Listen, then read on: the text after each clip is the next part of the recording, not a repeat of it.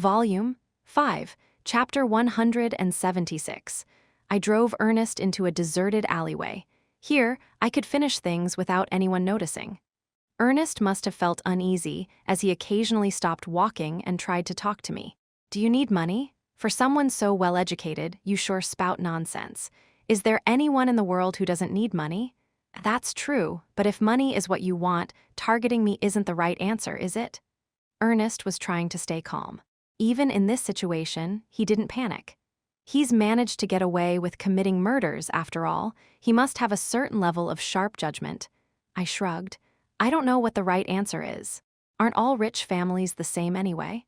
My family is a political family. We have influence, but we don't have that much cash on hand. If you need money, there are people far easier and more convenient to target than me. So basically, you're saying you're a worthless hostage. Considering the risk of kidnapping me, yes.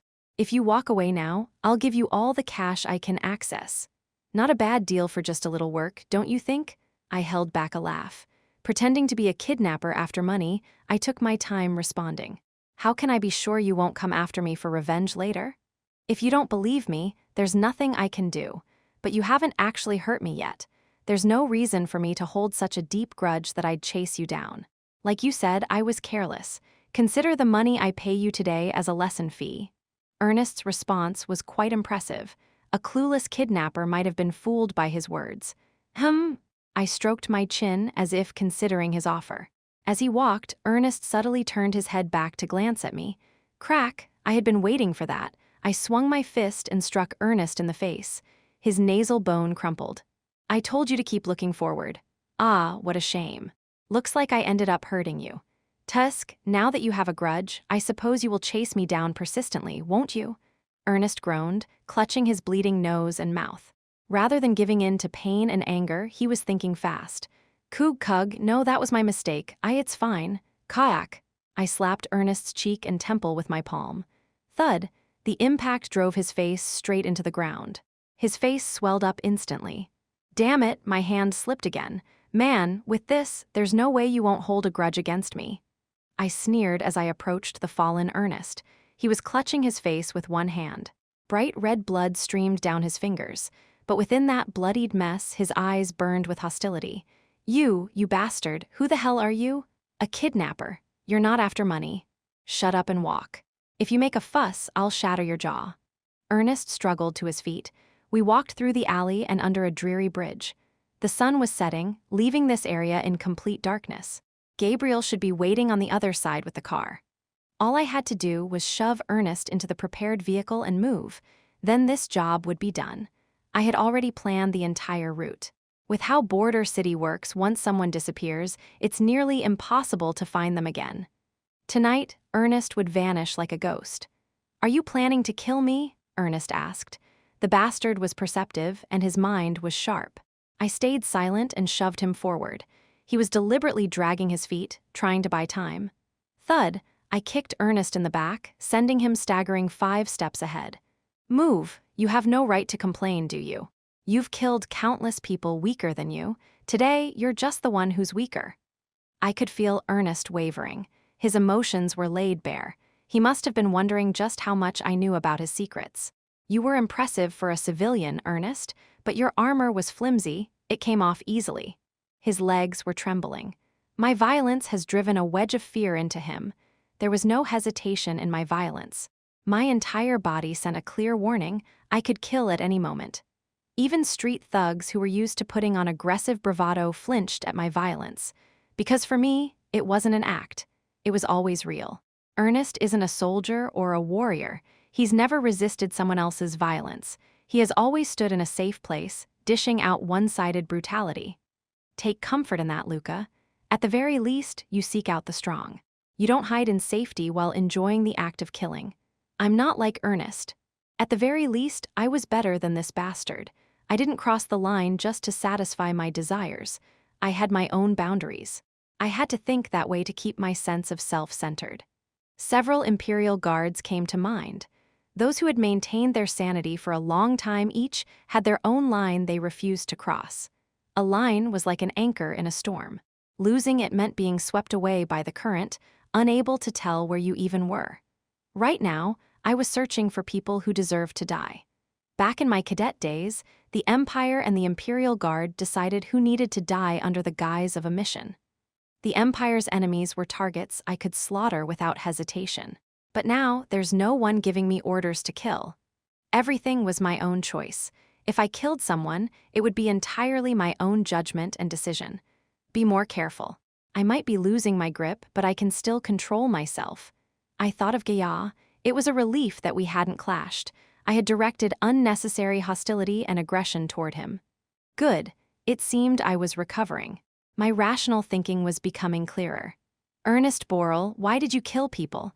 I don't know what you're talking about. Revenge was Gabriel's, but taking a finger or two for myself wouldn't hurt. Crack. I flicked my finger and struck Ernest's index joint. His finger broke and dangled unnaturally. Cuke, KGH? Answer properly.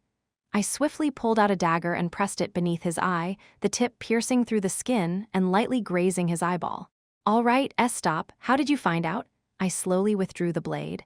How else? It was a pain to track, but you were the one posting traces of your kills on the net. Ernest's reaction was strange. Mid-sentence, I felt an odd sense of unease and widened my eyes. My intuition picked up something wrong. VIing. Time and reality seemed to stretch, and a faint ringing filled my ears. I'm missing something. Something is off. Ernest stared at me with his battered face. His expression carried a mix of signals. Confusion, I frowned. As I pieced things together, the scattered fragments suddenly clicked into place. Shit. You weren't the one uploading the murder photos, were you? Who else knows you're a killer? Photos? Online? That's impossible. You idiot. Someone's been cleaning up after your murders, haven't they? That person has been scattering your traces all over the net. Otherwise, I wouldn't have been able to find you. I narrowed my eyes slightly. Events that had seemed unrelated were now connecting. There's no such person. I've always been alone, Ernest shouted in panic. The unknown horizon. With just a single new piece of information, a vast, uncharted territory had unfolded before me. I didn't have enough information to grasp the full picture. The unknown, beyond the reach of my understanding, was incredibly dangerous. But it was exhilarating. All sorts of threats were taking shape, preparing to lunge at me from behind. It was a thrilling sensation. This was the feeling I had always lived for in the past. The boredom was finally lifting. Swish! I yanked Ernest by the arm and threw him against the wall. I didn't immediately know why I did it. It was an instinct, almost like foresight. PFT, a silenced bullet zipped past the spot where Ernest's head had just been. If I hadn't thrown him aside, he would have been dead. Well done, Aki's victim's intuition. Another job well done today. I turned toward the direction the shot had come from. A gun barrel had gleamed from the corner at the end of the underpass. They're staying hidden. I drew my auto-tracking pistol. The heavy firearm, equipped with electronic targeting equipment beneath its barrel, rested firmly in my hand. Bang! I deliberately aimed in the wrong direction and pulled the trigger. The bullet curved along a pre-planned trajectory, arcing toward the blind spot behind the corner. But I didn't expect the enemy to fall for such a simple attack. Enough with the cheap tricks. Show yourself. I positioned myself between Ernest and the shooter, blocking the line of fire. The enemy had tried to kill Ernest. Impressive judgment. I doubt you've used an auto-tracking pistol as your main weapon before, yet you can already apply it like this. I can tell you've spent your whole life fighting. The enemy spoke with admiration as they finally stepped into view. Ting! A bullet tip fell from their hand. They had caught and stopped the shot midair. I observed the new arrival. Dressed in a suit, the man had his eyes slightly narrowed. It didn't seem like he was glaring, more like his natural expression. A full-body prosthetic, a high-output combat model at that. I was immediately certain. Not because of the glowing electronic circuits running like tattoos across his hands and neck. It's the feeling. There was a subtle but distinct difference between flesh and prosthetics. Hard to put into words, but those small differences combined into something undeniable. And combat prosthetics, with their high output, felt even more unnatural. Not an easy opponent. The man before me wasn't someone I could handle while keeping an eye on Ernest. But I couldn't just let Ernest escape either. Gabriel, we have a problem. Get over here and take Ernest Borrell. I covered my mouth with my collar and spoke into the communicator. Gabriel's response came immediately. He was already on his way, spitting out curses the entire time. "Why you? Valak, why are you here?" Ernest, who had been slumped against the wall, came to his senses and muttered the man's name. Valak. A new piece of information. Ernest knew this man. The puzzle in my head started coming together. So Ernest was bait to lure me out. You were the one following his murder trail, taking photos, and uploading them online. Let me guess, your official status is something like a bodyguard or an attendant for the Borrell family. That way, it wouldn't seem strange for you to stick around Ernest. And you're the one who manipulated him into killing Gabriel's girlfriend, aren't you? An Aki's victima adept, Gabriel's acquaintance. The intersection of those two conditions was the only way someone could track down Ernest. And in this world, the only person capable of that was me. The moment I appeared in Border City, I was bound to find Ernest. That was the design all along. I'd love to give you a standing ovation, but I'll restrain myself. Truly impressive, to gather clues and information so quickly and arrive at such a plausible conclusion. And at that moment, I became certain. An Aki's victima user. It was evident in his speech. He had a deep understanding of Aki's victima, and he was a practitioner himself. Conversations between Aki's victima users often involved logical leaps. They omitted details, assuming the other would naturally understand. He knows me well, and more than that, he was waiting for me. Only one conclusion remained. Where is Kinuan? Of course, I didn't expect an answer. This was just a way to gauge his reaction. I often heard stories from my mentor. He spoke of an unparalleled genius, a disciple with talent surpassing even his own. Someone who, with that ability, left a mark on the empire far greater than he ever anticipated. That disciple's name was Luka Custoria. Thanks for the introduction, Chatterbox. I gripped the hilt of my sword. I was going to need it today. Chick, chick, as I drew the firelight saber from its sheath, sparks scattered.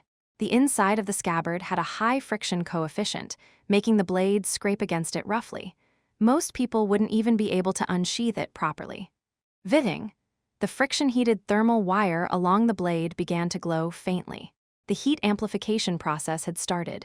Valak raised an eyebrow. Firelight, you must be out of your mind to use that. Surprised, I sneered. No, I just realized we have more in common than I thought.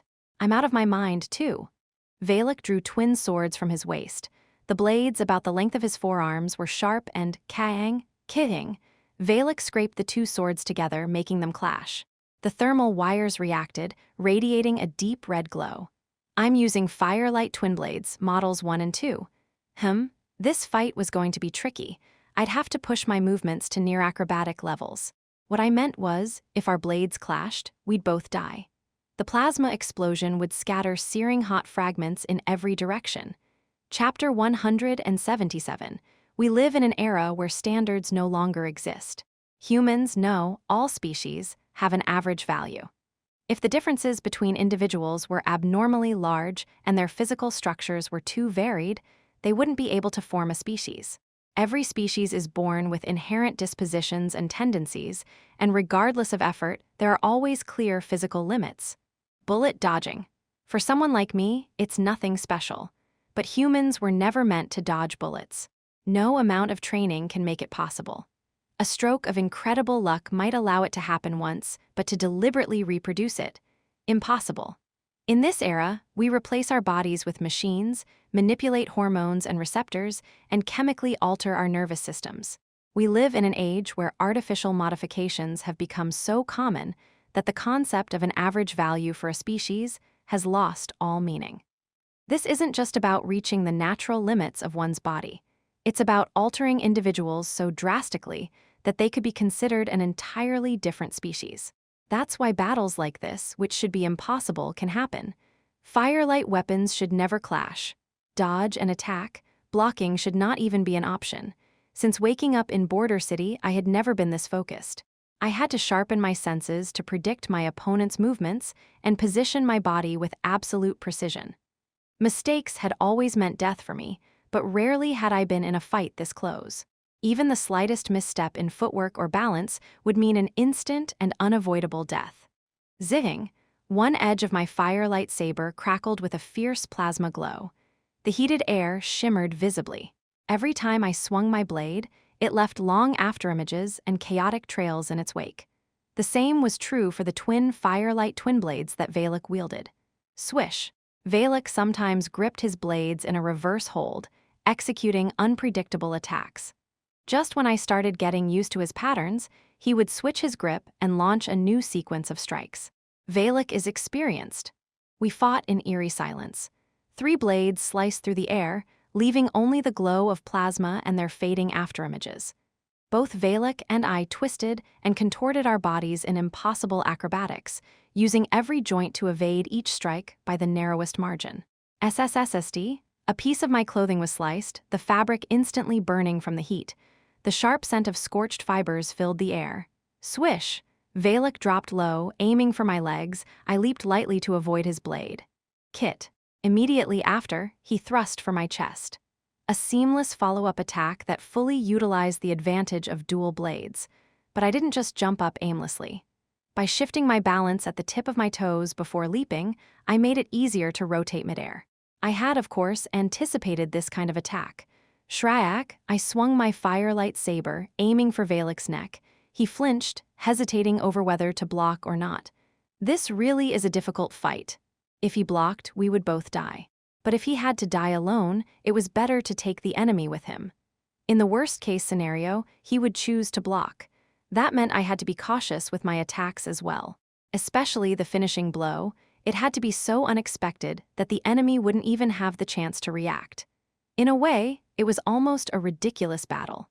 We dodged as if we had choreographed our movements beforehand, and our attacks sometimes seemed half-hearted. But as the fight dragged on, my concentration became sharper and more condensed, as if it were gathering into a single point. The once blurred world came into crystal-clear focus.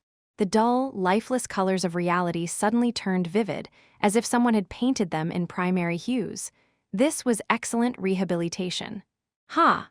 A brief chuckle escaped my lips. All right, Valak. I don't know where you came from, and I don't know what you learned from Kinuan, but you're not bad. At least, as a sacrifice for my rehabilitation. I squeezed out the skills I had been suppressing. I tested exactly what I was capable of right now and how far ahead I could predict.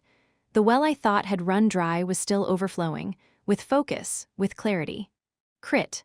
I deliberately thrust my firelight saber into the path of Valak's incoming blade. Swish! Valak frowned and altered the trajectory of his sword. Watching his reactions was immensely satisfying. The raw stimuli jolted my brain awake, making it fire at a pace unlike ever before. My thoughts were smooth, effortless. My mind, split into 2, analyzed Valak from multiple angles while simultaneously directing my body. Gabriel, take Ernest Borel and get out of here. There's still more to extract from him, so don't kill him yet. I shouted without looking back. I didn't need to see Gabriel to know he had arrived. For a brief moment, I heard Gabriel and Ernest arguing, but I had no time to focus on them. Valak's sharp eyes gleamed as he increased his speed. Who? I let out a short breath. My brain and body had reached the perfect level of heat. Now was the time.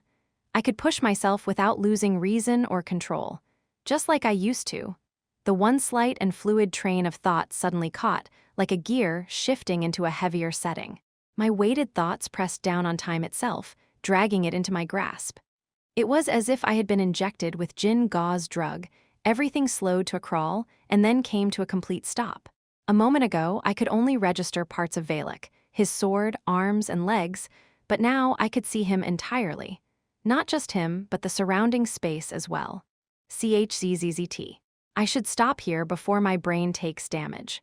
This hyperfocus lasted only for a fleeting moment, but it was enough to gain the upper hand. Even if just for an instant, all I needed was to think at a speed that completely outpaced my opponent. Swish, I swung my sword lightly. To an outsider, it might have looked as if I were cutting through empty air. But Valak's right arm moved directly into the path of my blade. To anyone watching, it would seem as if Valak had willingly offered his arm to me. It was a feat made possible by my ability to perceive the gap in his awareness and move precisely within it. SZZZT. My firelight saber sliced through Valak's right arm cleanly. The exposed mechanical components on the severed limb sizzled red-hot. A fine blade. This was the first time I had cut something with it, and I was already captivated. Generally, weapons designed for enhanced cutting efficiency lack the satisfying feel of slicing through flesh. But this one, the moment it cut, there was just the right amount of resistance in my grip. It felt perfect. Valak hurriedly retreated. From his perspective, the situation had suddenly gone far beyond his expectations. My skills must have skyrocketed in an instant, moving in a realm even an experienced Aki's Victima practitioner couldn't fully calculate. This was the pure superiority of Aki's Victima. Swish! I extended my firelight saber forward, holding it upright. SZZZT. Valak's gaze flickered between the carbonized stump of his arm and me. Kit. With impressive dexterity, he kicked up the firelight twin blade he had dropped with his right hand and secured it at his waist. Even in a moment of chaos, he still managed to retrieve it. He had talent, no doubt. Perhaps this was how others felt when they watched me. How? Valak's voice carried both disbelief and admiration. Drip. I felt warm blood trickling from my nose and wiped it away with my sleeve. A sharp, electric pain started creeping from deep within my skull, a precursor to the oncoming headache. Even though I had only entered the hyperfocus state for a brief moment, this was the result. It made sense that my brain had been damaged in the past. Dying and coming back to life seems to have given me a few new tricks. I had once replaced my cerebrospinal fluid with a coolant, allowing me to maintain hyperfocus for an extended period. The remnants of that unique neural connection had left a scar on my brain, like a lingering imprint. I could dress it up with fancy terms like hyperfocus state, but in reality, it was nothing more than the extreme optimization of Aki's Victima and the abilities of the Imperial Guards. For example, if an unmodified human runs 100 meters in 10 seconds, they're just a good runner. But if they cover 100 meters in 1 second, that would be considered a superhuman ability. Similarly, thought acceleration is something any Imperial Guard with neural chemical enhancements can achieve, and multi-angle reasoning is a basic skill for an Aki's Victima practitioner. However, going beyond the sensation of slowed time, stopping it entirely, and branching countless lines of thought within that frozen moment, was something that could truly be called a special ability.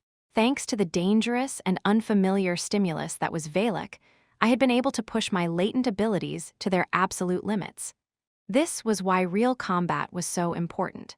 I heard you're at the Mista level, but you're beyond that. Mista, a term referring to an Aki's Victima practitioner who has reached a level where they can teach others. I had once heard about it from Kinuan in passing. You're not bad yourself. As a rehabilitation partner, that is. As much as it wounds my pride, I can't deny that you have the upper hand. Just now, that was truly astonishing. You'll have plenty more to be astonished by. You'll get to learn just how creative torture can be. I started to step toward Valak, then stopped abruptly. He gave a faint smile and gestured behind me. But you have impurities and burdens weighing you down. If you want to capture me alive, you'll have to use that ability multiple times, and the battle will drag on. The burden he was referring to was Gabriel. I'm not concerned about what's going on back there. They're both adults. They can handle themselves. My only interest is in Kinuan's trail. That contradiction is the very source of the chaos you create. You push others away while still holding on to them. That must have been something he heard from Kinuan. So he really was Kinuan's disciple. Well, enough talking. I had no patience for people trying to analyze me. I'm sure right now, you're filled with the thought of abandoning that lump of dead weight back there and capturing me instead. But when it actually happens, you'll run back to them. That inconsistency is what deepens the chaos within you. No more talking, time to fight. Toang, but my senses were already fixed on where Gabriel and Ernest had disappeared, sharply catching the gunshot. Something must have gone wrong between them. Aki's Victima user, Valak. Every time I encountered one, I felt the same way. Aki's Victima users were nothing but irritating, myself included. I wanted to act differently from Valak's arrogant assumptions and crush his confidence. If this had been a matter directly tied to my survival, I would have done it without hesitation. Even if it meant a higher chance of dying, I couldn't stand moving exactly as someone else predicted. This is troublesome. When two Aki's Victima users fight, The one who has their behavioral patterns analyzed first is at a disadvantage. The reason Kinnuan always had the upper hand against me was that I never understood his patterns. I didn't know Valak's behavioral patterns. That made it difficult to gain the upper hand in this psychological battle. Still, even with all these thoughts running through my mind, I knew myself well enough this time. I knew exactly how I would act. As pathetic as it sounded, Gabriel's survival was in my best interest. Right now, he was the only one who could help fill in the missing gaps of my past. SRRRK. Valak was backing away. He was walking backwards slowly while keeping his eyes on me. I'm not letting you go just because of Gabriel's safety. If you ever make the mistake of underestimating me like this again, you'll face something truly horrifying. Of course, I understand that your decision was influenced by multiple factors, and I'm not saying this just to get away. If you were truly confident you could subdue me, you would have continued the fight even at the risk of your allies' safety. And with that, Valak was feeding my pride. If he provoked me carelessly, I might get angry enough to chase after him. He was sharp. Maybe, in terms of personality, he was even more suited for Aki's victima than I was. After all, those who could completely discard their pride had access to far more options. Valak disappeared around a corner. I waited until I could no longer sense his presence before following after Gabriel and Ernest. Step, step. Gabriel and Ernest hadn't gotten far. They hadn't reached the road or the vehicle we had prepared. Instead, they had ended up in a dark alley where even sunlight couldn't reach. The stench of fresh blood filled the air. Bang. Another gunshot rang out. I leaned against the wall, staring into the alley. I heard Gabriel cursing. His face was smeared with blood and his eyes were wild. He kept pulling the trigger, firing shot after shot into Ernest's corpse. Luka, I'm sorry. Gabriel stammered when he noticed me. He tried to smile, but his lips twitched unnaturally. It was an expression caught somewhere between laughter and tears. I couldn't hold back. I just couldn't. I couldn't stand it, not for a second longer. The thought of this bastard breathing for even one more second, it was unbearable. I kept seeing Cheyenne and Lunia's faces. I felt like I was going to break. Like I was going to die. I had expected this. This was exactly why I didn't want to leave Gabriel and Ernest alone. But with Valak's sudden appearance, I had no choice. I sighed, pushing myself off the wall and walking toward Gabriel. I'll take care of the body, wipe off the blood, and wait at Gaya's clinic. Gabriel nodded, then drove his boot into Ernest's already mangled face. The remains of his skull were scattered like ground meat. Chapter 178. I called Jaffa for corpse disposal. Jaffa and I stood over Ernest Boral's body. His head was so thoroughly crushed that identifying him would be difficult. This is related to Kinnuan. Investigate every last detail about the Boral family's bodyguard, Valak. Everything, no matter how trivial. Even that name is probably an alias. I spoke to Jaffa. He tapped his long claws together anxiously. Did you kill Ernest Boral? Do you know who this guy is? Who you? He's the son of a politician's family. It's not just any politician's family. The Boral family is one of the founding families of Border City. There were a lot of founders. He's just one of them. I replied indifferently. He just messed with one of Border City's real power players. Of course, I'm one of them too. Jaffa revealed his confidence. Flicking his tongue, he walked toward Ernest Boral's corpse. Jaffa, my awakening wasn't a coincidence orchestrated by your skill alone. You might think you chose me, but you were just being used by Kinnuan.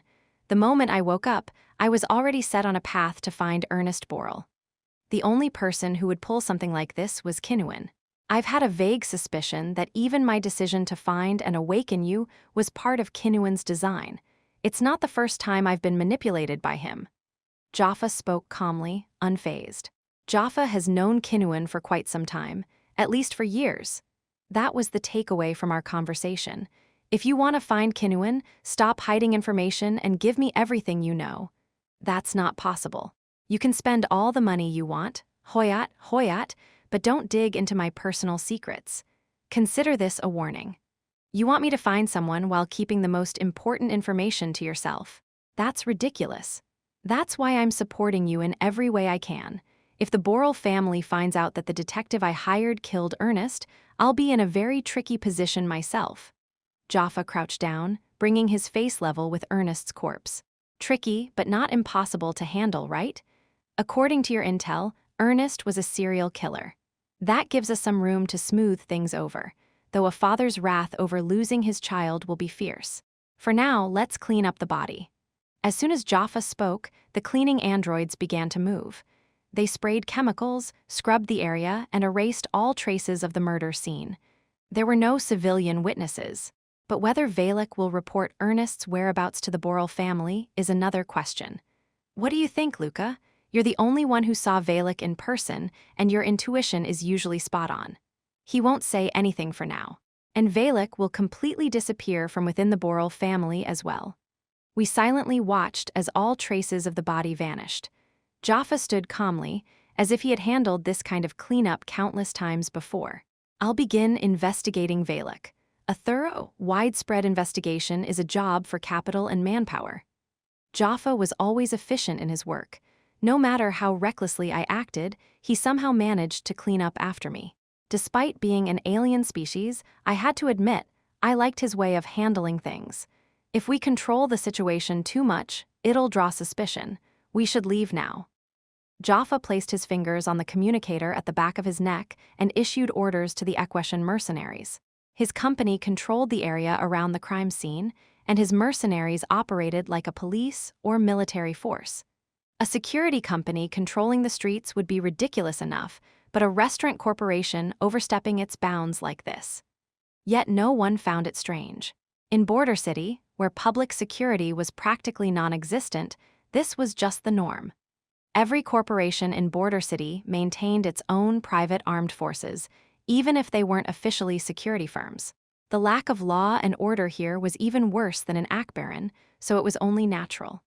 Strange. It's almost miraculous that a chaotic city like this still functions. Whoever designed and founded Border City wasn't ordinary, but even they probably had no idea how the city continued to sustain itself. Border City was like a tower built from mismatched toy blocks, stacked haphazardly.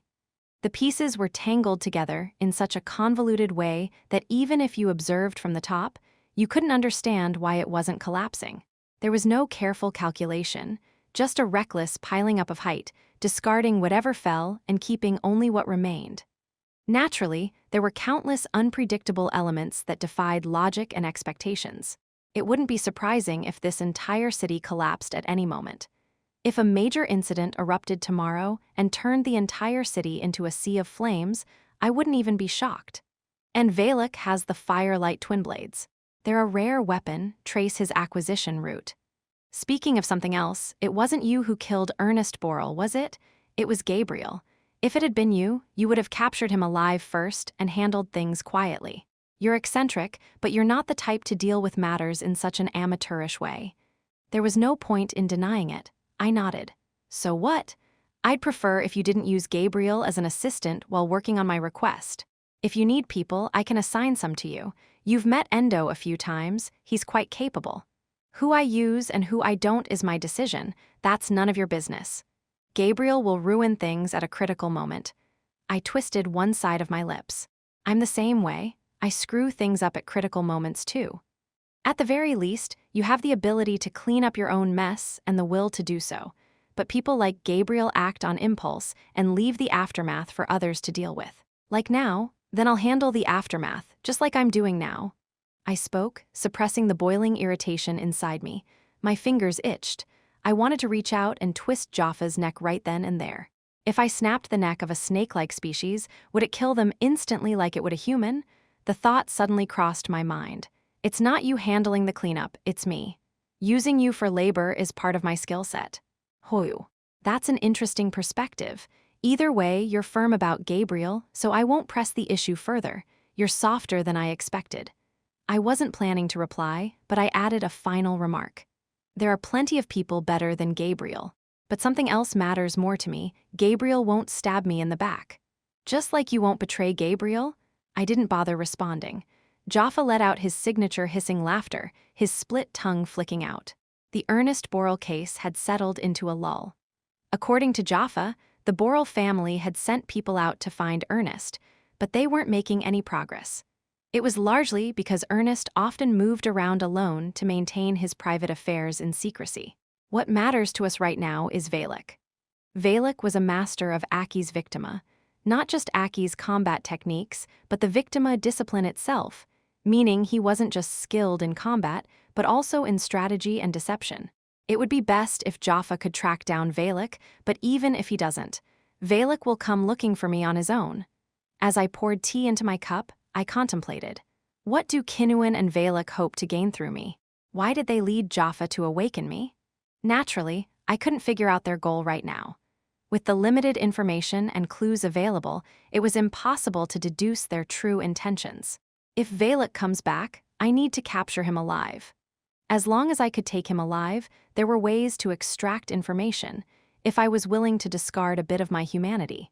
I recalled my fight with Valak and considered methods to subdue him, but none of them were easy. Valak will be preparing just as much to counter me. In terms of raw combat ability, I had the advantage. But in real battles, a single unexpected variable could overturn everything. The longer I stayed in Border City, the more tangled my situation became. Giselle's disappearance was tied to Kinnuan. The clues were sparse, and the outline of the situation wasn't just unclear, it constantly shifted, changing shape with each passing moment. But this kind of environment suits me. Ever since my encounter with Valak, I could feel my energy returning. The more difficult and pressing the situation became, the stronger the force within me grew.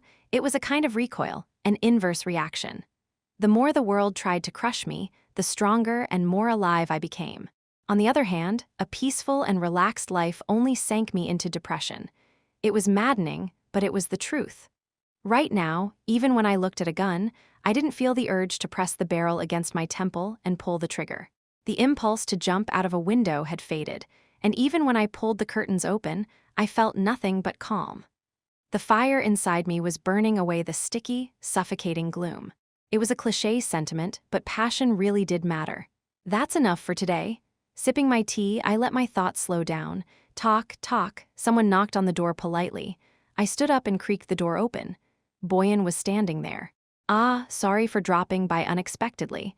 I just wanted to say hello. Boyan, still in the early stages of growth, only reached my chest for now. But considering the crawler species had an average height of over 2 meters, he would surpass me in just 2 or 3 years.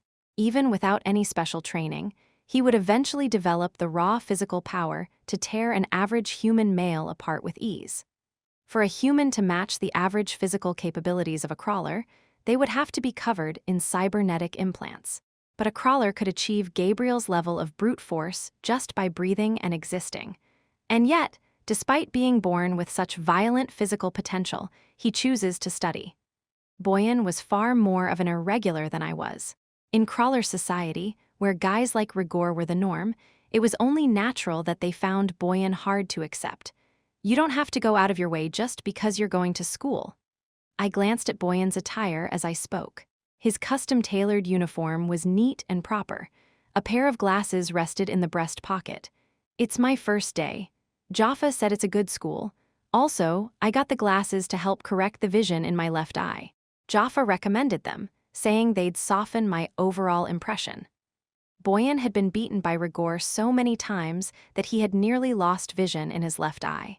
The difference in vision between his 2 eyes must have made reading difficult for him. Well, do your best. I leaned against the doorframe and scratched my head. That was all I could say. If Boyan had wanted to learn combat skills, there would have been a lot more I could do or say for him. But if he had ever intended to become a fighter, he and I would never have crossed paths in the first place. He's walking a completely different path from mine. Boyan bowed his head before walking down the hallway. Even to me, seeing a crawler in a school uniform looked bizarre. After that, I often ran into Boyan. Living in the same building, it was inevitable. Sometimes, he would vanish beyond the hallway as if trying to avoid me. It took me about a week to figure out why. No matter how much he tried to avoid me, there were times when he simply couldn't. Hello, I tripped on my way here. Boyan awkwardly blurted out an obvious lie. I noticed his dirtied uniform and the broken glasses tucked into his chest pocket. There were times when his clothes were torn. Other times, his bag carried a strange stench. Whenever that happened, Boyan would try to hide from me. Boyan is being bullied at school. Whoever was responsible must have had some nerve to pick on a crawler. But they must have been certain that Boyan wouldn't retaliate. In other words, they thought he was an easy target. I simply shrugged and accepted Boyan's greeting every time. This is something he has to handle on his own. Compared to what Boyan would face in the future, this level of hardship was nothing. If he ever found it unbearable, he could just learn how to fight. Then one day, Jaffa contacted me about Boyan. The school has summoned Boyan's guardian. The foundation sponsoring him can handle it. We're his sponsors, not his guardians. I'm not his parent either. Jaffa went silent for a moment before speaking again, his tones slightly irritated. You'd show more concern for a stray cat you picked up off the street. And Boyan isn't some insignificant creature, he's a sentient being. He had a point. I got up and grabbed my coat. Chapter 179. I tilted my head slightly and gazed at Boyan's school. The 6-story main building stretched out long on both sides. In front of it lay a sports field, and on either side, annex buildings stood in formation, each serving some minor function. There's a sense of uniformity and consistency here. That was why I had paused to look. It wasn't just the school, this entire area was filled with Bellato-style architecture. There was none of border cities' characteristic chaos. Everywhere my eyes landed, Bellato buildings, heavy on red-brown and ivory hues, lined the streets. It felt stable and warm. That's why it feels unfamiliar. In a world where everyone is one-eyed, the two-eyed are the abnormal ones. In a disorderly city, a district with uniformity and stability felt out of place. It was as if this entire area was silently declaring that non-Bellatans were unwelcome. I guess most cities in Bellato Federation territory have a similar atmosphere. I walked toward the school's main gate. 2 guards were stationed at the entrance, but perhaps because it was a school, they didn't give off an intimidating air. Instead of full-body combat gear, they wore lightweight chest protectors for mobility, and their only visible weapons were discreetly holstered pistols. This is New Cambridge Comprehensive. I'm here in response to a guardian call. The student's name is Boyan, probably the only crawler in this school. I cut in quickly. If I had been even a second slower, the guard would have gone on about the school's proud history, trying to assert authority over me. A guardian? Even so, I still had to deal with their attitude. The guard scanned me up and down, assessing my appearance and demeanor. Even without Aki's victima's intuition, anyone could tell what he was thinking. Someone like you? You know, if you press a thumb hard against a person's eyeball, it doesn't pop as easily as you'd think. It's tougher than it looks. What? The guard flinched. Rather than getting angry, he seemed frightened. My way of speaking must have caught him off guard. That was just a greeting of sorts. No malice intended. I grew up in a rough neighborhood. The guards whispered among themselves before speaking into their comms. A moment later, they opened the gate. Go to the 3rd building on the left, room 2 for counseling. Much obliged. I gave the 2 guards a small nod and walked in. I consciously suppressed my aggression. Get a grip, Luka. The only ones who could handle my aggressive speech were either special groups like the Imperial Guard or people who knew me well. Bellatans and Coritans, in particular, tended to be more delicate than Imperial citizens. I dredged up the last remnants of my buried social skills. Out on the field, students were in the middle of a physical education class. Most of them were human. The few alien species present were the green-skinned Begabunders and the blue-skinned Tarfa, both known for being amicable toward humans and valuing technology and knowledge.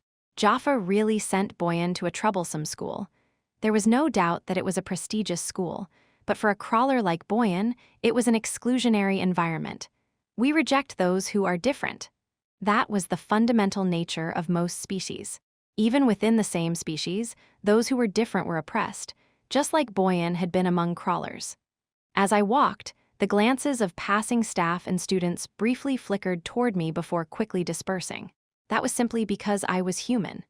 If a fully grown crawler like Rigor had come as Boyan's guardian instead, every student on the field would have been staring. Following the guard's directions, I entered the counseling room in the annex. The doors slid open automatically before I even reached them, making things convenient. Ah! The moment I stepped inside, all eyes turned to me with expressions of bewilderment. They were clearly wondering if I was really the guardian. HMPH. The counseling room was more spacious and crowded than I had expected.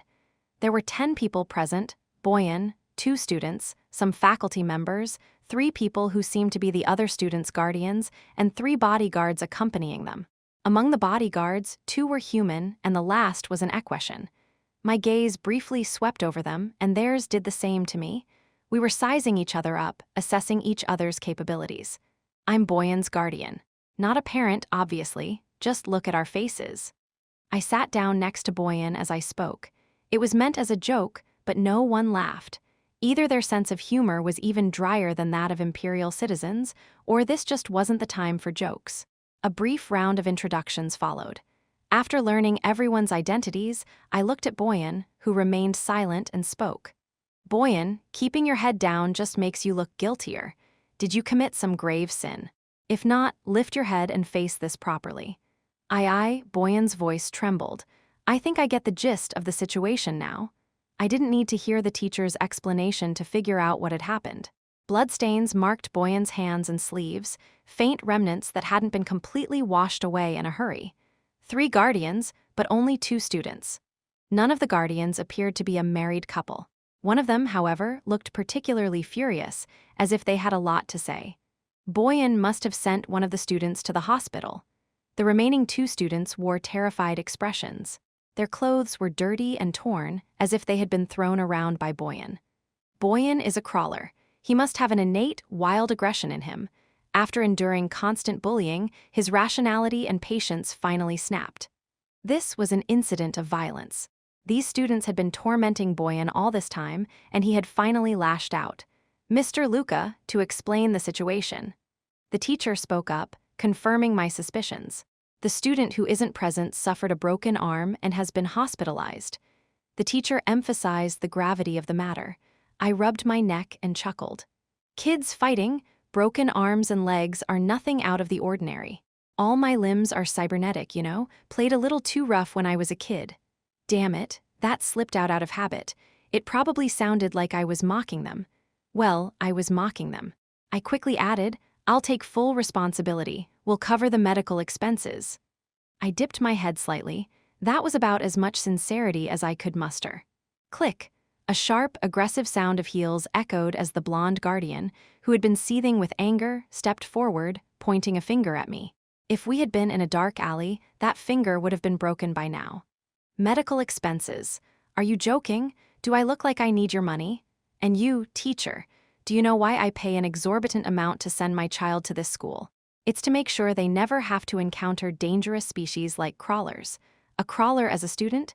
Expulsion is the only option. The blonde man was more aggressive than the other guardians.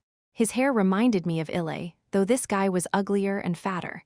If I stabbed him in the gut, I bet fat would ooze out instead of blood. Expulsion is the only option, huh? Boyan, should we just drop out then? No real reason to stay in this school, is there? I spoke nonchalantly, nudging Boyan's shoulder with my elbow. My casual reaction caught the guardians and the teacher off guard. They looked more shocked than anything. Luka, expulsion? It's not like you chose this school yourself. Jaffa just decided on it for you. Boyan hesitated, glancing between me and the others. I waited, silently urging him to speak his mind. I chose this school. I raised one eyebrow slightly and crossed my arms. Oh, well, that changes things. Expulsion is off the table. I didn't know why Boyan had chosen this school, but he must have had his own reasons. He must have believed this was the best option for him. The teacher glanced between me and the blonde guardian before finally speaking. Mr. Luka, this situation is more complicated than you think. The school is trying to resolve this matter internally through its own regulations.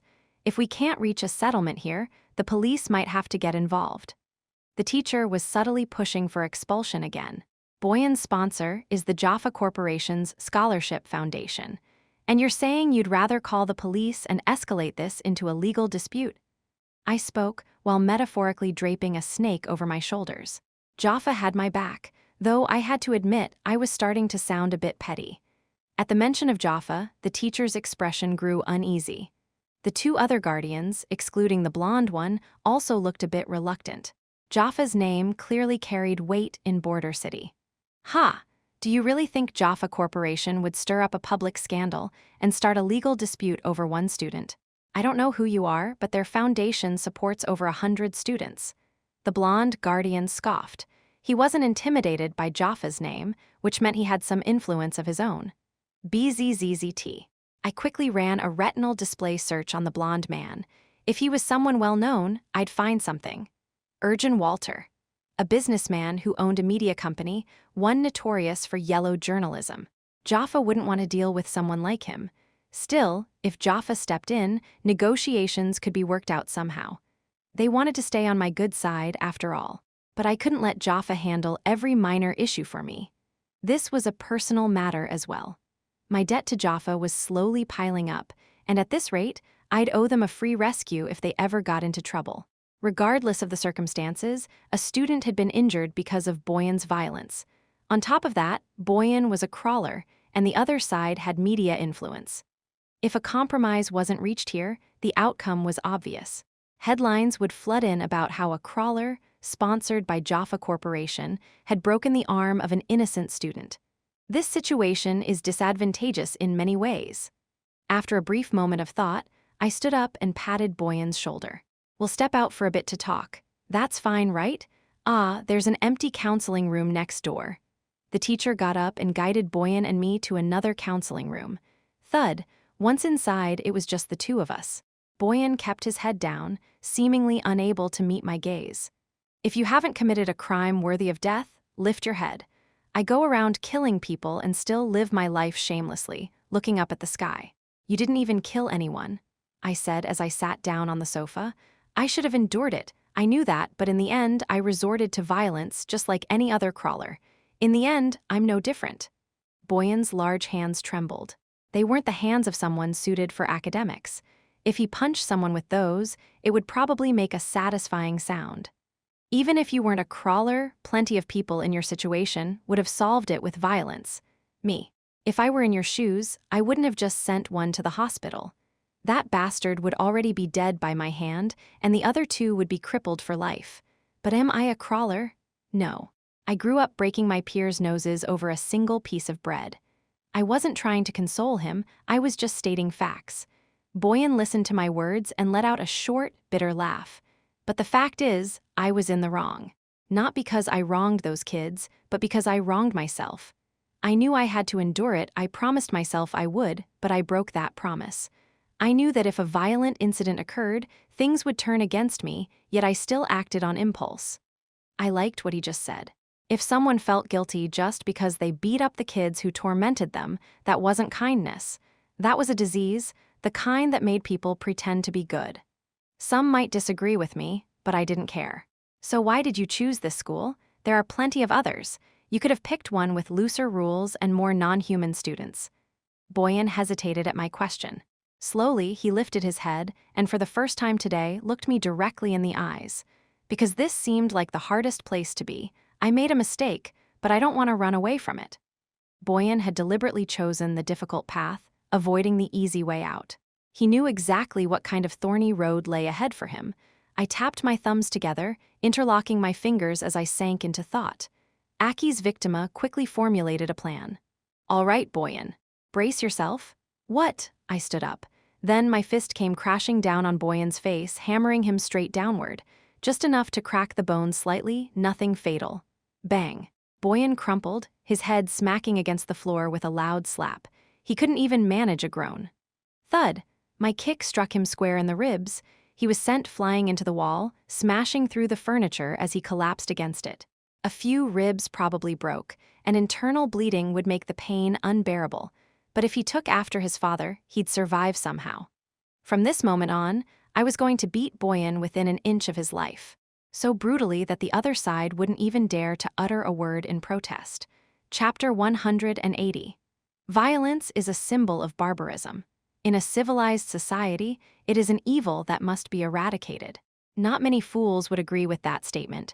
Violence is not barbarism, it is coercion and deterrence. Without the fence of violence, societies and groups collapse. The order of a civilized society is nothing more than a refined circumvention of the logic of power. Strip away the outer layers, and the truth is always the same. The only thing that can stop violence is greater violence. Squelch.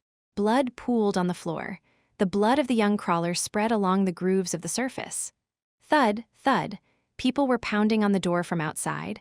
The lock was engaged, preventing them from opening it. Grrk, us. Borean groaned, submerged in the pool of blood. Wiping the blood from my hands, I looked down at him. His body was shattered to the point where not a single part remained intact. Blood streamed from his mouth and nose. Because of my violence, Borean had been driven to the brink of death. Without timely treatment, he would die. Bang! The pounding on the door grew more intense. I scanned the room. The one-study counseling office was now a wreck. Broken furniture and scattered items lay in disarray. What is going on? Open this door immediately. Hey, break this down. Outside, they were trying to force the door open. Splat.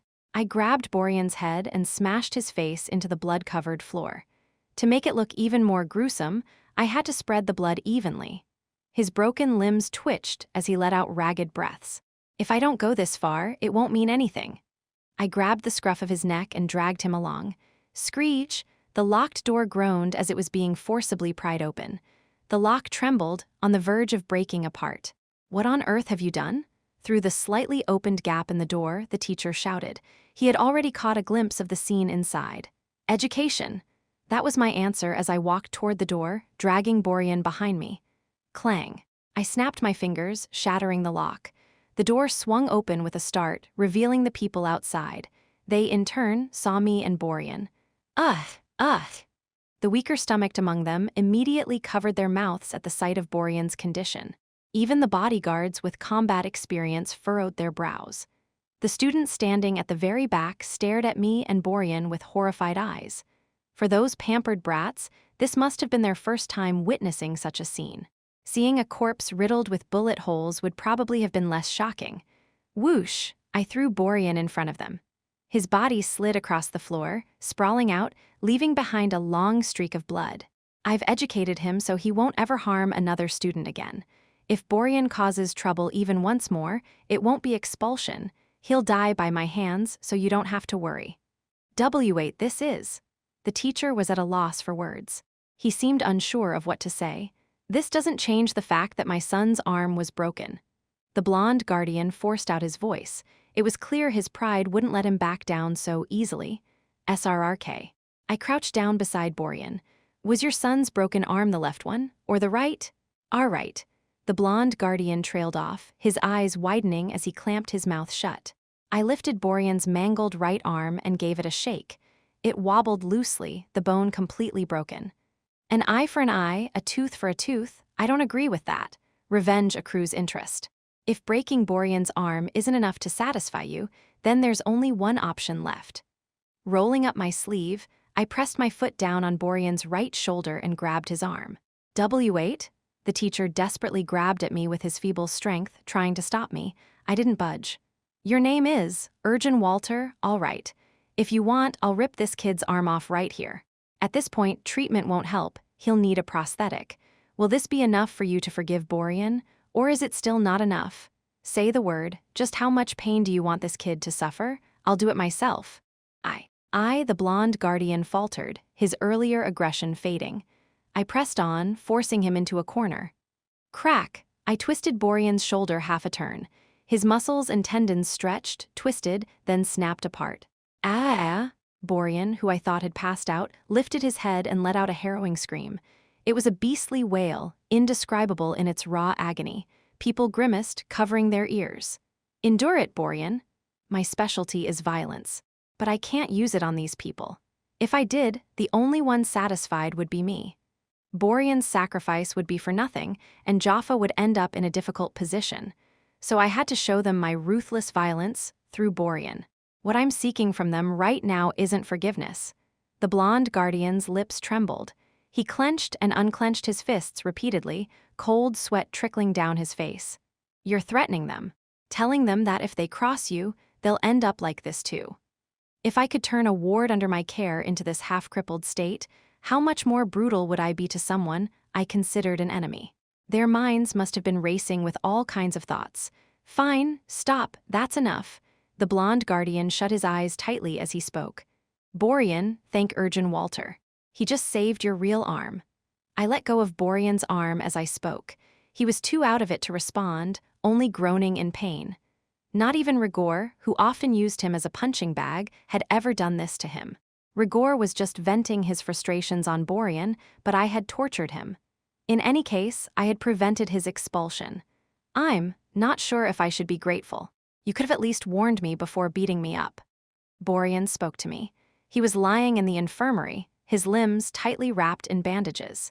Even with a crawler's resilient body and advanced medical technology, he would need at least a month to recover. If I told you beforehand, it wouldn't have felt real. If you had time to brace yourself, it would have shown. I said as I sat down in a chair next to his bed. What does that even? Borean rolled his eyes toward me but flinched. It must have been the lingering memory of the beating. Fear, once imprinted, doesn't fade easily. Borean, you're a crawler. No matter how much you try to control it, your aggression is naturally stronger than other species. So, whenever you get angry, think of me. Being mocked a little is 100 times better than getting beaten by me. Borean barely managed to look at me and nodded. I doubt anyone will mess with me now. The rumors probably spread about how much of a bastard my guardian is, he grumbled. Good, that was my goal, after all. Come to think of it, there really wasn't any other way to stop my expulsion. Money wouldn't have worked on them either. But, were you seriously planning to rip my arm off? If they had pushed hard enough, I would have had to. Losing an arm doesn't stop you from studying, does it? Borean fell silent. Since the problem's solved, just focus on recovering and going back to school. I stood up from my seat. There was nothing more to say. I had fulfilled my role as a guardian. Whether I did it well, I wasn't sure. But this was the best I could do. Thank you for coming, both to the school and the hospital. Borean's words hit my back.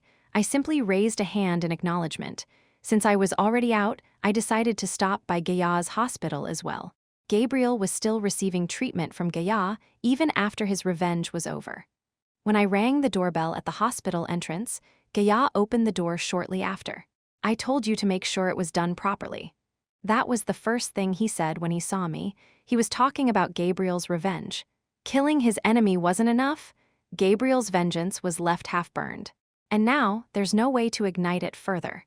Gabriel was the one who killed him with his own hands. He was in a mentally unstable state and couldn't make a proper judgment. Gabriel didn't inflict as much pain as he needed to feel satisfied. He killed the man simply because he couldn't stand being in the same space as him. He never got to savor the pleasure of true revenge. Yeah, it's all my fault. Sure, I scoffed as I walked inside. Instead of leading me to the patient rooms, Gaia took me downstairs. At first, I wondered if he had some kind of underground prison, but that wasn't the case. On a side note, I was curious about the more sinister side of Gaia he kept hidden. He definitely had his own secrets. As the basement door opened, sounds filled the space. Bang, crack. Gabriel was bouncing lightly in place, striking a punching bag. Despite his massive frame, he was surprisingly fast. Even in the middle of rehabilitation, his movements were sharper than I remembered. If he fully recovered, he'd be a useful combat asset. Quang, a deafening noise rang through the space. Gabriel wiped his sweat and looked at me and Gaia. Ah, Dr. Gaia and Luka. Gabriel looked better than before. How's life? I asked as I approached him. Well, not bad. And about what happened last time, forget it. It was an unexpected situation. But Gabriel's pupils trembled. The energy he had just moments ago vanished without a trace. Negative emotions loomed over him like a dark shadow. Why? Why did I do that? Why didn't I ask him why? And more pain. That bastard didn't even know why he was dying. He just died without understanding why. His complexion rapidly deteriorated. Calm your breathing, Gabriel. Your revenge isn't over yet. There's still the one who orchestrated everything, the one who led that bastard to your girlfriend. The weird guy who got in your way? I signaled to Gaia to give us some space for a moment. He looked reluctant but headed up to the first floor. If I keep looking for Giselle, that guy will definitely show up again. I'm certain of it. Giselle's disappearance and your girlfriend's death are connected. All of this happened according to someone's plan. Gabriel's violent trembling shifted into a faint, subtle shiver. My revenge isn't over yet, really? That's why you need to focus and get through your rehabilitation. I need people. People who won't be swayed by other interests. People who will move solely for me. I was about to leave without pressing further about Giselle, but Gabriel grabbed my shoulder, stopping me. Luka, you helped me, so I need to help you too. That's only fair. I don't want to owe you a one-sided debt. There's something you want to hear from me, right? Giselle. I mean, back then, Gabriel trailed off, struggling to pull out his buried memories. His speech slowed. Of course, the memories won't come back smoothly. The more they surfaced, the more intense his overwhelming anxiety must have become. He was being forced to recall something he didn't want to remember. Memories aren't just records, they carry emotions with them. Gabriel was facing the same negative emotions that had shattered him before. His breathing quickened. His face flushed red. His entire body radiated distress and unease. He was on the verge of a panic attack. I didn't stop him. I simply waited calmly. My team, Security Team 4, we were assigned exclusively to Giselle. There were 10 of us. Gabriel started circling around the subject, speaking in a roundabout way. I didn't rush him. It wouldn't be easy for him to get straight to the point.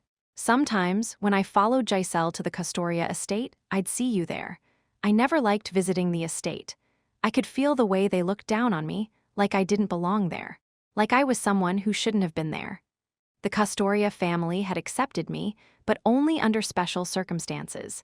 Their disdain for those of lower status was no different from any other noble house.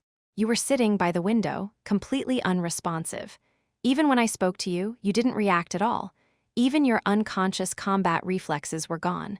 They tried multiple treatments, but nothing worked. Right now, there were two main reasons why I had ended up in Border City. First, the Empire's biotechnology had no way to heal me. If it had been possible, I would have recovered back when Crimson Fransek took me in.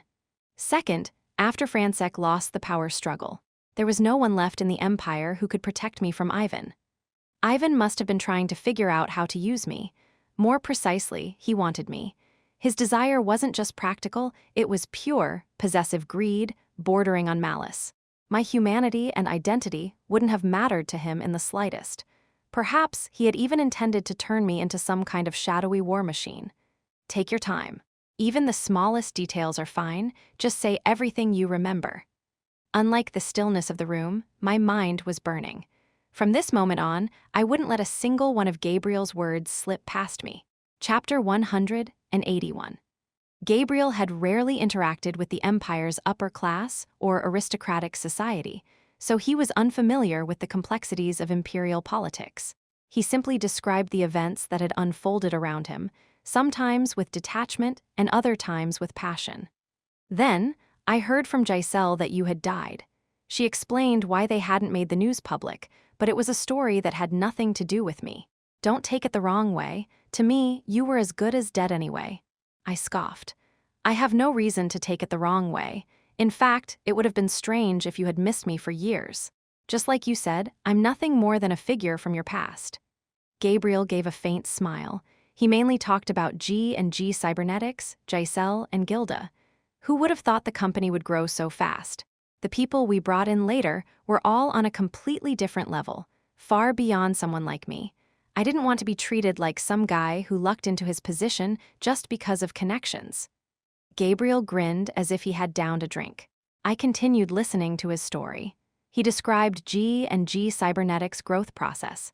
There had been frequent clashes with other corporations, so frequent, in fact, that they had even resorted to a legal force at times.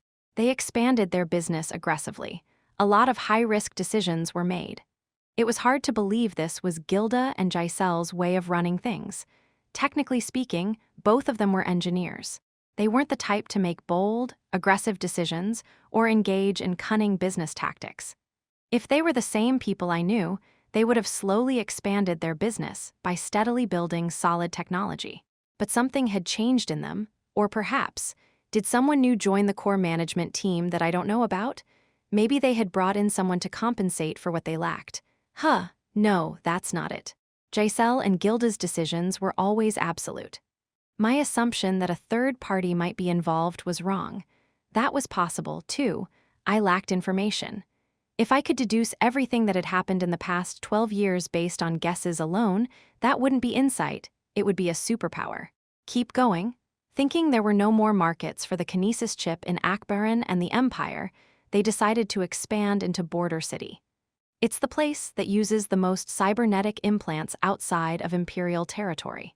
Giselle even refused to perform full-body cybernetic conversions because other nations and species found it unsettling during business negotiations. She was extremely aggressive in expanding. It wasn't strange for an aggressively expanding corporation to move into Border City. As the buffer zone between the three nations and a testing ground for new technologies, it was a market that any capable company would covet. And Giselle avoided full-body cybernetic conversion procedures. I fidgeted with my fingers. From the moment the decision to enter Border City was made, Giselle and Gilda's relationship started to crack. G&G Cybernetics even split into two factions. My eyes widened. This wasn't something just anyone would know, it was insider information. New intel. A piece of information I hadn't accounted for slipped into my mind, bringing forth countless possibilities. Giselle and Gilda had a falling out. I hadn't expected that. Whether for business reasons or something else, they had clashed. Even Gabriel didn't know the details. Because of Gilda's lack of cooperation, the Border City expansion fell entirely on Giselle's shoulders. For 2 years after the expansion, she spent almost half of each year there. No matter how beneficial her activities were to the Empire's national interests, if she weren't a Custoria, the Empire wouldn't have permitted her to stay there for so long. Was the business expansion successful? I don't know that much. It didn't seem to be going as well as it did within the Empire. Things inside G&G got so bad that the situation completely spiraled out of control. Spiraled out of control? Luka, I'm not smart enough to understand complicated numbers and corporate matters. And I don't think Gilda is a bad person either, so I'll just tell you what I saw and heard. G&G Cybernetics was on the verge of splitting. If Giselle hadn't gone missing, the company would have been divided. I bit my lower lip lightly, as if flicking it with my teeth. It was time to ask the question I didn't want to ask. Is it possible that Gilda did something to Giselle? No, that's a stupid question. There's always a possibility. Let me ask again, Gabriel. Do you think Gilda did something to Giselle? Gabriel's eyes wavered. He liked both Gilda and Giselle, and he liked me too. He wasn't the type to turn against his own people. I don't know. At some point, I stopped understanding what Gilda and Giselle were thinking and doing. They kept talking about complicated things. I just did what I was told, believing that the two of them would work things out somehow. If it were me, I wouldn't have stood by and watched them fall apart like that. But Gabriel wasn't me. I couldn't force my choices and possibilities onto him. Gilda, a new suspect. Right now, I had identified 4 main suspects. One of them had either kidnapped Giselle or was involved in her disappearance. First, Kinuan. He was the most likely suspect. Given Valek's appearance, there was a high probability that Kinuan's intentions had somehow played a role in Giselle's disappearance. He was skilled at manipulating others from the shadows. Second, Barbara, a woman who wanted to possess Giselle. However, there was no evidence or trace of her involvement yet. More importantly, Giselle had been wary of Barbara. She wouldn't have moved around without taking precautions against her. Third, people who had clashed with Giselle in areas unknown to me. G&G Cybernetics had aggressively expanded and pursued bold business strategies. That meant there could be countless competitors, rival corporations, or other nobles with grudges. The fourth was Gilda, who had just emerged as a suspect from our conversation. The Gilda I remembered was kind, considerate, and someone who sought to protect her friends and acquaintances. It was hard to believe that she had come into such serious conflict with Giselle, so severe that the company nearly split apart. People change, but imagining such a drastic transformation in her was difficult. If there was a 5th suspect, it would be Ivan. But I ruled him out. I knew the darkness that lurked within the Empire's upper echelons all too well. If Ivan had truly set his sights on Giselle, then by now I would already be his possession. If the Empire had taken Giselle, extracting information from her would have been effortless. There were countless methods of information extraction, some so extreme that no amount of mental resilience could withstand them. Ile Karthika, do you know anything about his movements? Gabriel had almost no connection to Ile. I was asking just to grasp at straws. I don't know anything about him. I've only heard the name now and then.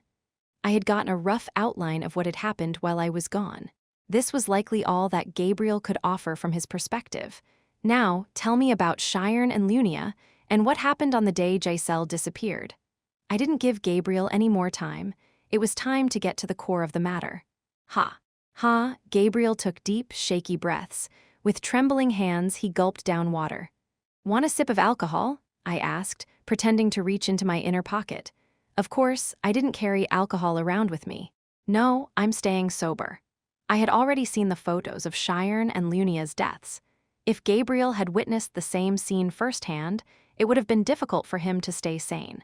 I didn't even want to imagine myself in Gabriel's position. If I were in his shoes, I would have tried to tear the world apart.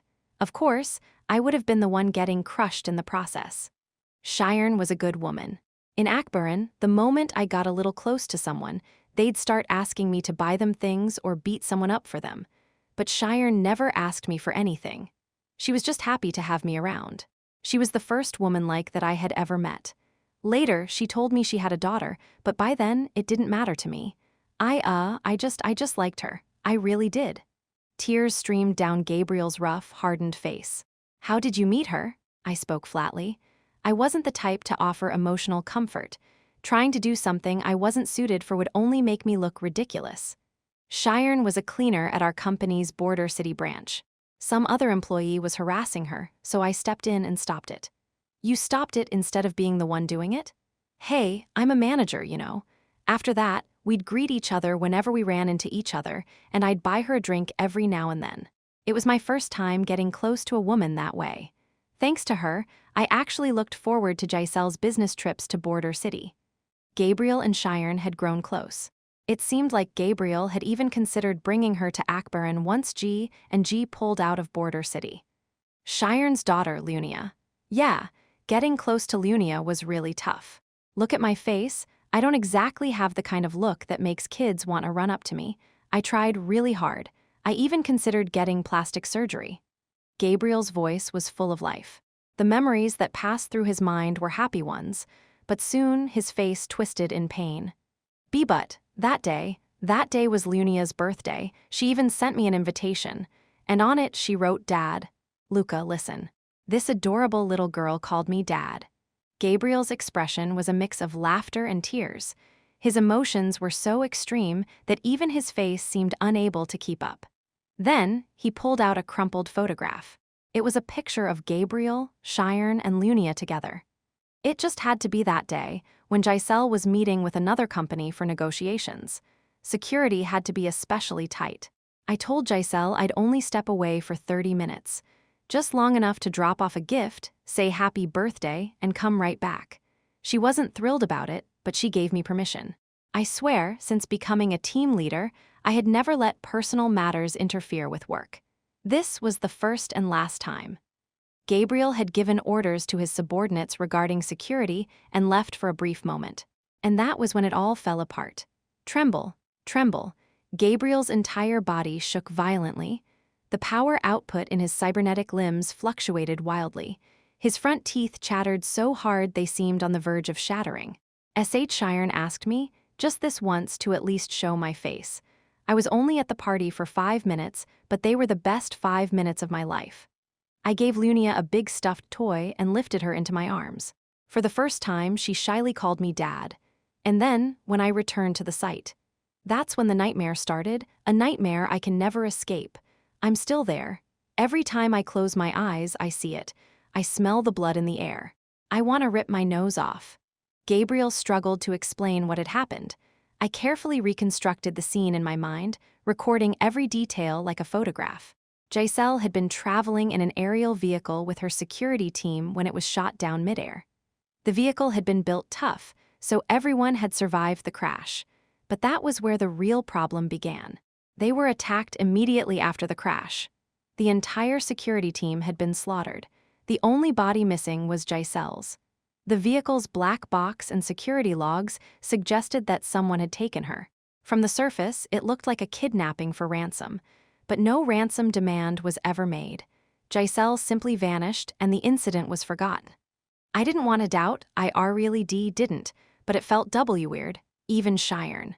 She was acting strange that day, like she was unusually insistent about me coming. And Gabriel continued. 2 days after the incident, he went to find Cheyenne, and what he found was despair. He saw their corpses, Cheyenne and Lunia, rotting. Thunk. The moment I heard his story, I struck Gabriel's jaw swiftly. His consciousness faded instantly. It was better than letting his brain suffer damage from repeatedly reliving those traumatic memories. SRRK. I caught him before he could collapse and carefully eased him into a chair. Leaving Gabriel behind, I headed upstairs. Gaya, who had been tending to another patient, stood up and approached me.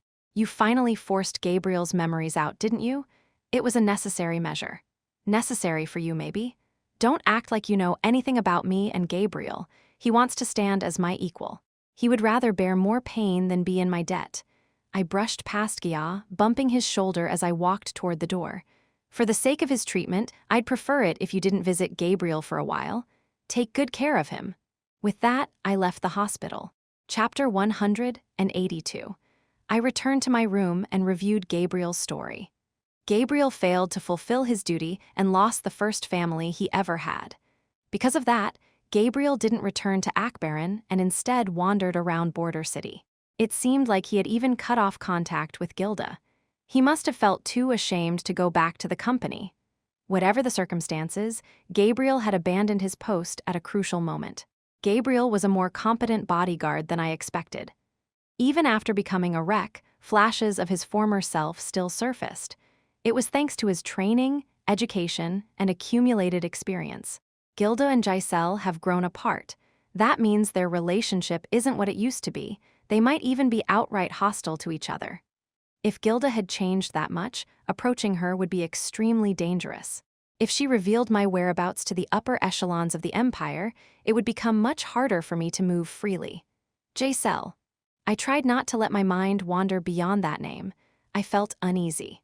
Gabriel's situation didn't seem so different from my own. What if Giselle was not well? What if she was no longer among the living? What would happen to me then? At this moment, it felt like I could destroy everything in sight. I would tear the world apart until I broke down completely. I knew it was a childish thought, but emotions worked that way. Beep. Jaffa's name appeared on my retinal display. Well, there was no one else who would contact me anyway. You remember our last deal, right? I had spent a lot of money tracking Ernest, so I had promised Jaffa I'd take on a few odd jobs to make up for it. Honestly, considering how much I had spent, doing this much at least made me feel a little better. Just say the word. Who do you need quietly eliminated? If I needed someone killed, I wouldn't be hiring you. Assassins are like bullets. You use expendable people for assassinations. That's a pretty terrifying way to put it. Hoyat, oops, that was a slip of the tongue. Yeah, right, slip of the tongue, my ass. Just get to the point. Angui's Regina is taking an internal tour of Border City. You'll handle her security during that time. In exchange, I'll forgive the debt from all that money you've recklessly spent. I frowned. Me? Guard that woman? Are you asking me to put another bullet hole in her knee? If you want to test my patience, be my guest. I know how to get angry too, and my retaliation would be quite fierce. Well, fine, I did say I'd take the job, but out of all those equations, you're really going to use me? Angui's Regina specifically requested you for close protection. And right now, her mental state is unstable. She's never strayed from her main duties before, but there's no guarantee she won't in the future. Keep an eye on that too. So, it's both surveillance and protection. Just don't shoot her in the knee, and I'm not joking, whether it's the knee, the arm, or anywhere else. I had no intention of testing Jaffa's patience this time. Lately, I could really feel that he was at his limit. Got it. Send me the details when you have them. And did you really have to beat Boyan like that? If it weren't for the crawler, he would have died. He was up against Urgin Walter. I couldn't bribe him, and I couldn't just beat him up either. There was no other way. If you have a better solution, go ahead and tell me. The school was already gunning for that one crawler, from the teachers to the students, even the guardians. And even knowing Boyan was under my sponsorship, he still acted that way. He laughed and said your foundation supports too many students for you to care about just one. Well, normally, he'd be right.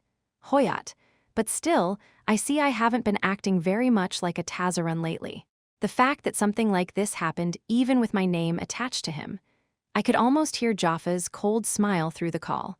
I looked at the black coat hanging in my wardrobe.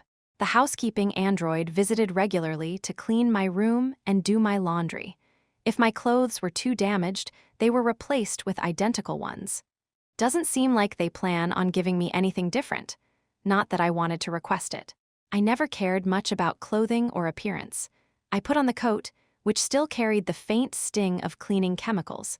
I had been in Border City for quite some time now. My already long hair had grown even more unruly. Even when I tied it up, strands stuck out in all directions. Back in the Imperial Guard, I recalled there was a machine that trimmed hair automatically.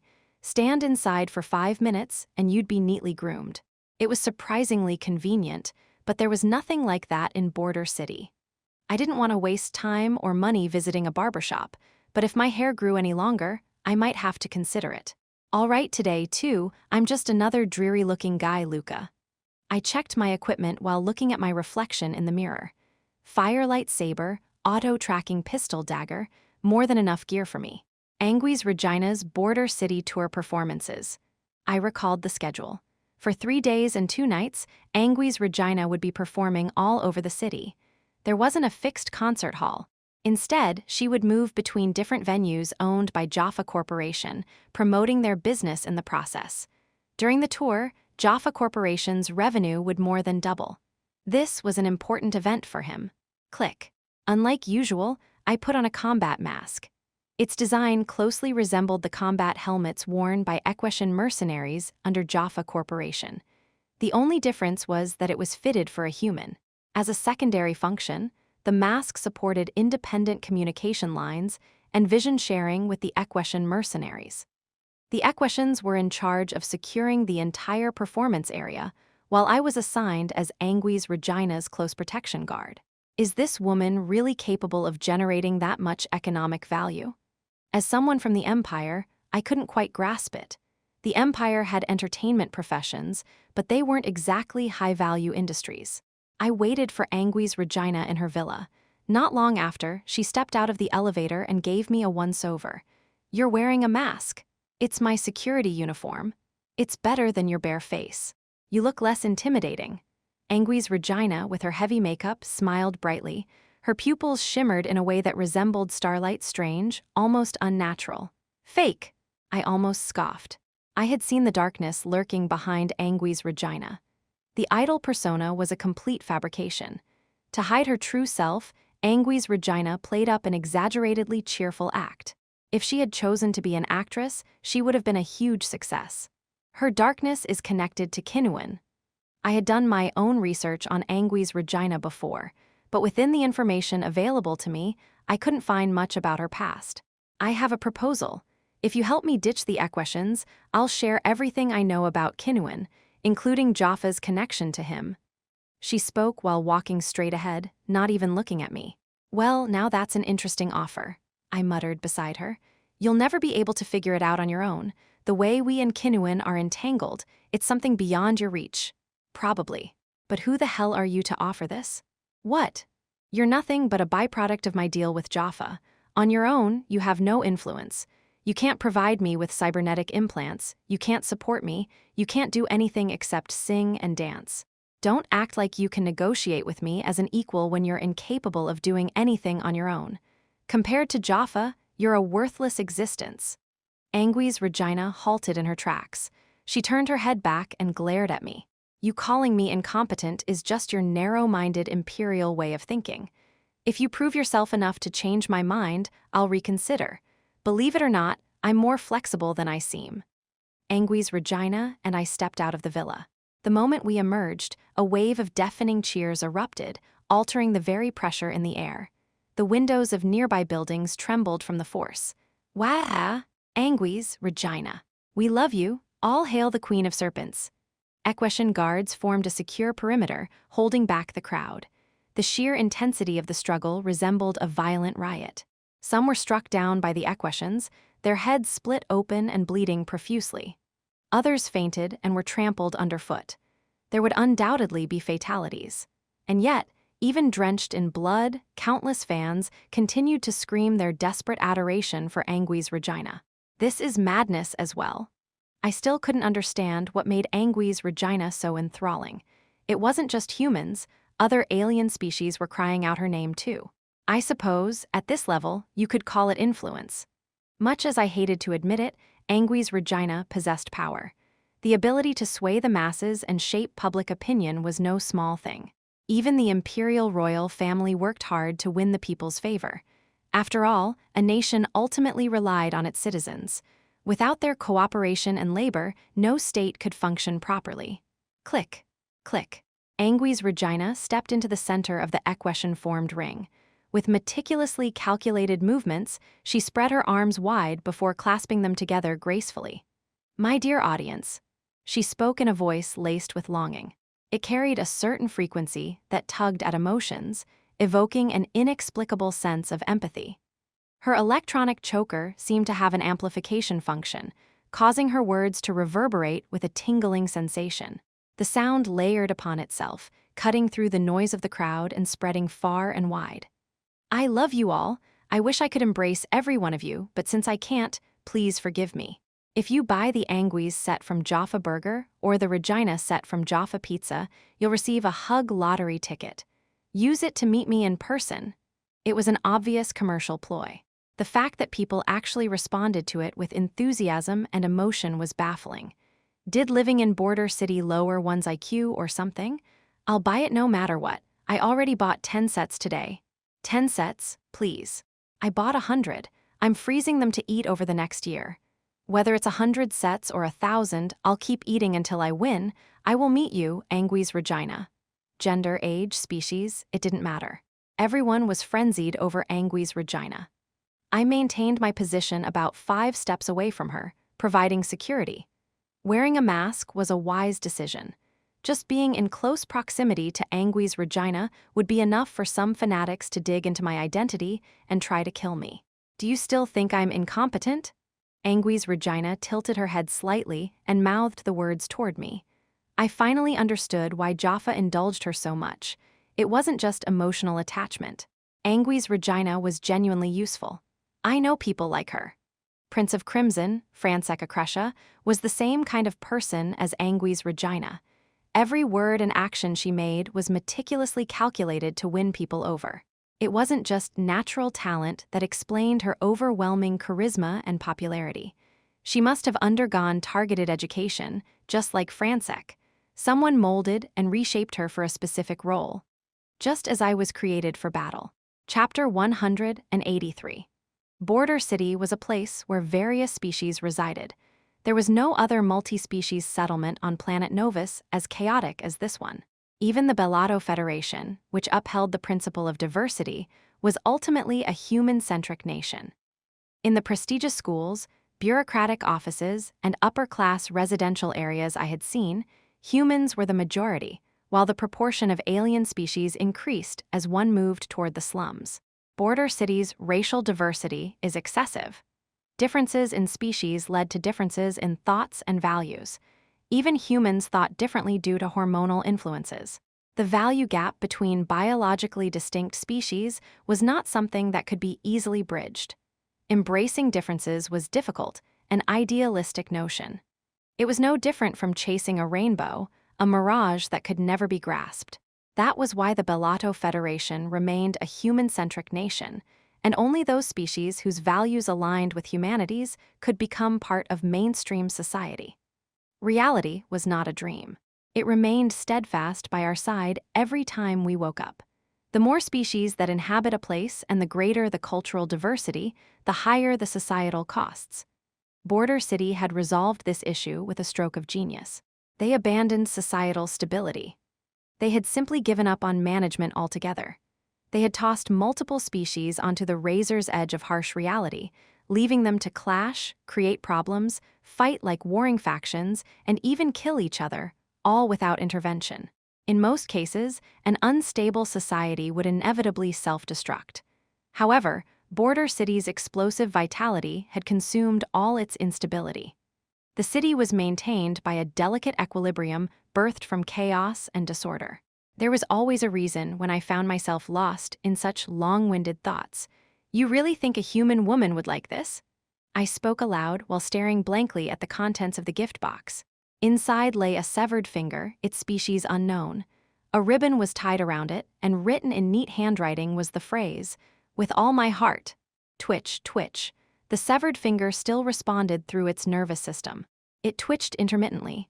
The sheer tenacity of its life force was remarkable. They probably want me to use their fingers in bed. It's not the first time either. This person must have about 2 fingers left by now. Angui's Regina, standing 4 steps away, glanced nonchalantly at the contents of the box as she spoke. I wonder what they'll send next after the fingers, I joked. Probably that. I'm actually looking forward to seeing whether they'll really send it or not. Ah, but don't throw away the finger. I might use it later. What? I instinctively snapped my head toward Angui's Regina. Even I flinched at her words. I'm joking. So you do get surprised by things like this. Angui's Regina picked up the box containing the finger and casually tossed it into the trash. Was that really a joke? That question would linger in my mind for quite some time. Angui's Regina and I were now on the 2nd day of the tour. From morning to night, we were pushing through an exhausting schedule, performing at 4 different venues each day. So far, we had been using various branches of Jaffa Trading Company across Border City as our accommodations. SRRK. I continued opening the gift boxes that had been sent to Angui's Regina. Since there were sometimes dangerous items mixed in, a bodyguard like me had to check them first. A big doll, perfume, cosmetics, handwritten letters. Most of them were within the realm of common sense. However, there were occasional bizarre gifts, like that severed finger from earlier. Even I was taken aback by some of these, yet Angui's Regina remained completely unfazed. In this aspect, she was far more seasoned than I was. In Border City, the morals, ethics, and values of different species were all tangled together. Social taboos were practically non-existent. In short, it was a society where the concept of normal simply didn't apply. Blood. As I caught the metallic scent, I opened another box. Inside was a letter written in blood. If you don't go out with me, I'll kill myself. It was clear at a glance that the sender's mental state was unstable. Just judging by the gifts, there's bound to be trouble during the tour. There probably will be. There's never been a time without trouble, but that's actually better. Better? If something dramatic happens, more people will pay attention to me, and my fame will rise even higher. People will think, just how attractive and amazing is Angui's Regina for someone to go to such extremes for her? Once fame and popularity reach a certain level, they start growing on their own. At my level, charm functions like an invisible halo. Angui's Regina understood the mechanics of public attention and popularity all too well. She wasn't just a puppet being controlled by Jaffa. Did you learn that from Kinuan too? I probed her casually. It was a childish tactic, and Angui's Regina surely saw through my intentions, but it would work to some extent. Angui's Regina thrived on stimulation and enjoyed the game of human interaction. Let's talk about you and Kinuan. We'll take turns sharing. Angui's Regina spoke as she pulled out a bottle filled with a dark red liquid. The label read, "Wine from a vineyard fertilized with snake remains. Trickle." Angui's Regina slid a glass between her fingers and poured the wine. She placed one glass in front of me and brought the other to her lips. You go first. You left last time without settling the bet even after losing. Angui's Regina sat by the window without waiting for a response. When today's performance had ended, the sun had already set, and now the night had deepened further. However, the pillars of light from Border City stretched in all directions, filling the sky with artificial brightness. Occasionally, a beam would sweep toward us, illuminating the room as if it were broad daylight. Angui's Regina gazed out the window and took a sip of her wine. Kinuan was an incredibly intelligent person. I never knew a person could be so sharp, and despite being from the Empire, he was gentle and kind. I had a strong suspicion that Kinuan had betrayed both Jaffa and Angui's Regina. How did you meet him? The Kinuan I know isn't the type to show kindness without gain. Everything he says and does is calculated. Tell me your story first, then I'll share something about Jaffa, something they would never tell you. Angui's Regina smiled and raised her glass slightly. I responded in kind, bringing my glass to my lips and taking a sip. The wine was bitter and astringent. Kinnuin was my teacher. I've had more than a few mentors, but more than half of what I'm capable of now came from Kinnuin. Did you like him? I didn't dislike him. But you must have, at some point, considered whether you'd be willing to risk your life for him. I couldn't deny it. It was the truth. Even someone as cynical as me had felt a sense of attachment and admiration toward Kinnuin. Yeah, I did. It was the same for me, and for Jaffa too, we liked Kinnuin. He carried himself as if he could do anything, and in reality, he actually could. Whenever a problem arose, we relied on Kinnuin. Even my father did. A new figure had entered the story, Anguis Regina's father. Did Kinnuin kill your father? That's a rude question. We're not exactly in a relationship where we need to worry about courtesy. I spoke indifferently, running a finger along the rim of my glass. A faint screeching sound echoed from the friction. My father's death is connected to Kinnuin. Whether he did it directly or indirectly, it doesn't matter. You're searching for Kinnuin to get revenge. Maybe. But I believe it's my turn to ask a question now. Anguis Regina brushed off my question again, but this much information was enough for me. I had a direction now. Even if Jaffa hadn't hired you, you would still be looking for Kinnuin, wouldn't you? Because of the past. I suppose so, but it's not my priority. I don't particularly care if I never find him. Luka's Castoria. I narrowed my eyes. She knew about me. Why are you bringing up that name? I have quite a few acquaintances and fans from the Empire. I've heard the name Luka's Castoria several times. Oh, but don't worry, I won't tell anyone that you're here. That would be best for your sake and Jaffa's. My words carried multiple meanings. A decade ago, you were quite the sensation. That popularity has faded with time, of course. When Francesca Crescia, the Crimson One, was the Imperial Crown Prince's political partner and advisor, your name was used as a propaganda tool by the Empire.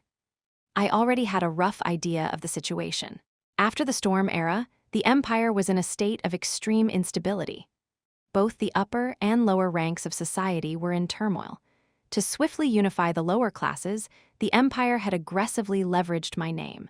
A boy born as a commoner, chosen as an Imperial Guard, acknowledged for his talents and abilities, and even adopted into a noble family. On top of that, he earned the favor of Crown Prince Francesca, a dramatic life. The Empire is fair. If you work hard, anyone can rise. Look, isn't Luka's Castoria proof of that? He killed several corrupt nobles and still won the favor of the imperial family. The Empire's rulers stand with you, even now. During the Storm era, I had sided with the people. It had nothing to do with my beliefs. I simply needed power at the time, so I fully utilized my background. You were such an influential figure that noble families across the Empire started adopting talented commoners into their households as a trend. Thanks to the chaos of the era and your reputation, social mobility in the Empire was unusually high for a while. You really are a legendary figure in many ways. I appreciate the compliment, but I'd rather not hear my own story from your mouth. I stopped mid-sentence as a forced message popped up on my retinal display. Naturally, it was from Jaffa. The tour is canceled. Prioritize Anguis Regina's security. Further instructions will follow. I checked the location of the safe house Jaffa had designated. I could hear the approaching footsteps of the Equestrian mercenaries, likely moving under Jaffa's orders. But the footsteps soon stopped. An unnatural silence followed. Did you see Jaffa's message? Something's happened. Anguis Regina narrowed her glittering eyes. I did, but I'm not going to stop the tour. I stood up and reached out, cutting her off. Anguis Regina caught on and shut her mouth. Creak. I quietly gripped my sword's hilt, sharpening my senses to detect any anomalies. This feels familiar. I slightly parted my lips, drawing in air with my tongue. Environmental data rode my taste buds straight to my brain. It was difficult to pinpoint, but the faint metallic scent of combat gear clung to the air like poison, tingling on my tongue. Screech. The door opened. The first thing in my line of sight was an Equestrian mercenary, but I already knew he was dead. Thud. The lifeless body of the Equestrian was shoved inward, collapsing onto the floor. Beyond the doorway, a pair of glowing red eyes stared at me. BZZT, I drew my fire lightsaber. As the blade slid from its sheath, it absorbed the heat from the friction, emitting a faint glow. The temperature wasn't high enough to enhance its cutting power yet. I'd need to ask lappies for some kind of flint-like device to speed up the process later. CHZZZT. CHZZZT. The distorted crackle of a voice modulator rang out from beyond the door. Firelight? Just one word. My mind rifled through my memories, searching the past like flipping through old files. I instantly recognized the feeling of déjà vu. I had encountered this assassin before. Click. I pulled out the combat mask from inside my coat and put it on. The assassin wouldn't recognize me yet. I had changed too much since our last encounter. Call for backup? They're all dead, don't bother. I cut her off with a short response. The enemy's skill was extraordinary, even if this assassin had not grown stronger since our last encounter. I still couldn't guarantee victory, and if she had grown stronger, then the odds were even worse. The dual-bladed female assassin who attacked Francek. A bitter memory resurfaced, as sharp as the taste of the wine I had just drunk. It was one of the battles burned most vividly into my mind. I had succeeded in protecting Francek, but I had tasted bitter defeat that day. She overwhelmed me purely through skill alone. Danger had found me once again, but despite that, I felt a flicker of anticipation rising in my chest. If I fought this assassin again, I would know for sure whether I had grown stronger since then or whether I had become weaker. Chapter 184. I took a moment to think. In the past, Ivan had hired a dual-blade assassin to kill Francek. If I hadn't stopped it, the attempt would have succeeded, and war would have broken out under the pretext of an assassination attempt on the Crown Prince. The dual-blade assassin was a foreigner, yet skilled enough to infiltrate the very heart of the Empire and target the Crown Prince. It wasn't just combat ability. The assassin's infiltration skills were exceptional as well. At the time, I had asked the assassin how much they had been paid. Since the target was the Empire's Crown Prince, the sum must have been beyond what words like fortune could describe. A sum large enough to change countless lives. That was the assassin's answer. And now, someone willing to pay that kind of price was targeting Angui's Regina. Does that mean there's someone who wants Angui's Regina dead badly enough to invest a massive fortune? And then, Jaffa had noticed the attack in advance and contacted me. Something was happening outside my awareness. It was fascinating. But to uncover everything, I first had to survive while protecting Angui's Regina. The objective was clear. Creak. The door swung open completely, revealing the assassin. The pitch-black full-body combat suit shimmered. ZZT. As the active camouflage deactivated, a surge of electricity flickered across the assassin's suit. Dual blades. The assassin, then and now, wielded a pair of blades of different lengths. It felt almost nostalgic, like meeting an old friend. With an enemy from my past standing before me, I felt as though I had returned to my youth. It was a relief that I was wearing a mask. If my expression and emotions had been visible, the assassin would have recognized me. I'll prove it to you right here. That I am not some broken, depressed patient struggling with aftereffects, but a sharp-edged warrior. I will prove it through you. BZZZZT. I extended my firelight saber forward, waiting for my opponent. My weapon gives me a significant advantage. The dual-blade assassin knew about the firelight series. They didn't recklessly charge in, but instead jumped lightly in place, warming up. Inside that helmet, their eyes were probably darting around nonstop. Being an assassin, they'd rather avoid fighting me. But unless they get past me, they won't be able to reach Angui's Regina. I positioned myself precisely to block the assassin's path. It wasn't difficult for me. If they ignore me and go for Angui's Regina, they'll die instantly. As my heightened emotions surged, my concentration burned even hotter. Every ounce of my focus was locked onto the dual-blade assassin. No matter what they did, I would react. Come at me. The assassin tilted her head slightly, watching me with a hint of unease. She must have noticed that I was subtly shifting to block her movement path. Not bad, so you're not just wielding firelight for show. Realizing the situation, the assassin took her stance. She spun her dual blades, gripping them in a reverse hold before immediately correcting her grip, repeating the motion over and over. It was meant to disrupt my combat calculations. For an ordinary fighter, such stance-switching movements had no real meaning. But for those of us who fought as if seeing the future, it did. The realm of superhumans. In battles between superhumans, there were countless unorthodox, seemingly minor techniques, and those very tricks often determined life or death, victory or defeat. Before we even extended our blades, we were already fighting to secure the optimal position, movement path, and stance. I liked this feeling. I was standing face to face with a powerful warrior who had built their combat prowess by staking their life on it. And I was challenging the tower they had constructed. I would either conquer it or fall, one or the other. For warriors and soldiers alike, battle was the only way to prove their abilities. The battlefield was the sole place where I could confirm how far I had come and what I was capable of. In our world, no matter how evil someone was or what atrocities they had committed, if they were strong, that alone made them worthy of respect, because they had proven themselves before the world. In that sense, this assassin was undoubtedly a formidable warrior, one who had her own ironclad principles. In the past, I had survived thanks to her principles. Though she could have killed me as an obstacle, she had already failed the mission and chose not to commit unnecessary slaughter. She withdrew. Now, you'll pay the price for that misplaced mercy. She could never have imagined that the boy she once spared would now be the one standing in her way. V-Woom. As time passed, my firelight saber began to hum from thermal amplification. Plasma energy coiled around one side of the blade, exuding a sadistic heat haze. The assassin leaned forward, as if preparing to advance. Then, her feet left the ground. Tap, so you're finally making your move. A grin tugged at the corner of my lips as I readied myself to face a true warrior. There was no way she could block my overheated blade. It would melt right through her weapons and cut her down. How are you going to deal with this bizarre cursed blade? I was brimming with anticipation to see just how ingenious her countermeasure would be. Whoosh! The assassin spread her arms wide. The bottom of her sword hilts opened, and wires unraveled, extending outward. Screech! The assassin appeared to charge forward but suddenly braked with her heel, coming to an abrupt stop.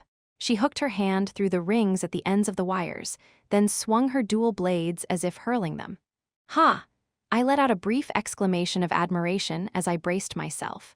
She whipped the wires around, pulling and swinging them to manipulate the blades' trajectories in bizarre ways. Screech!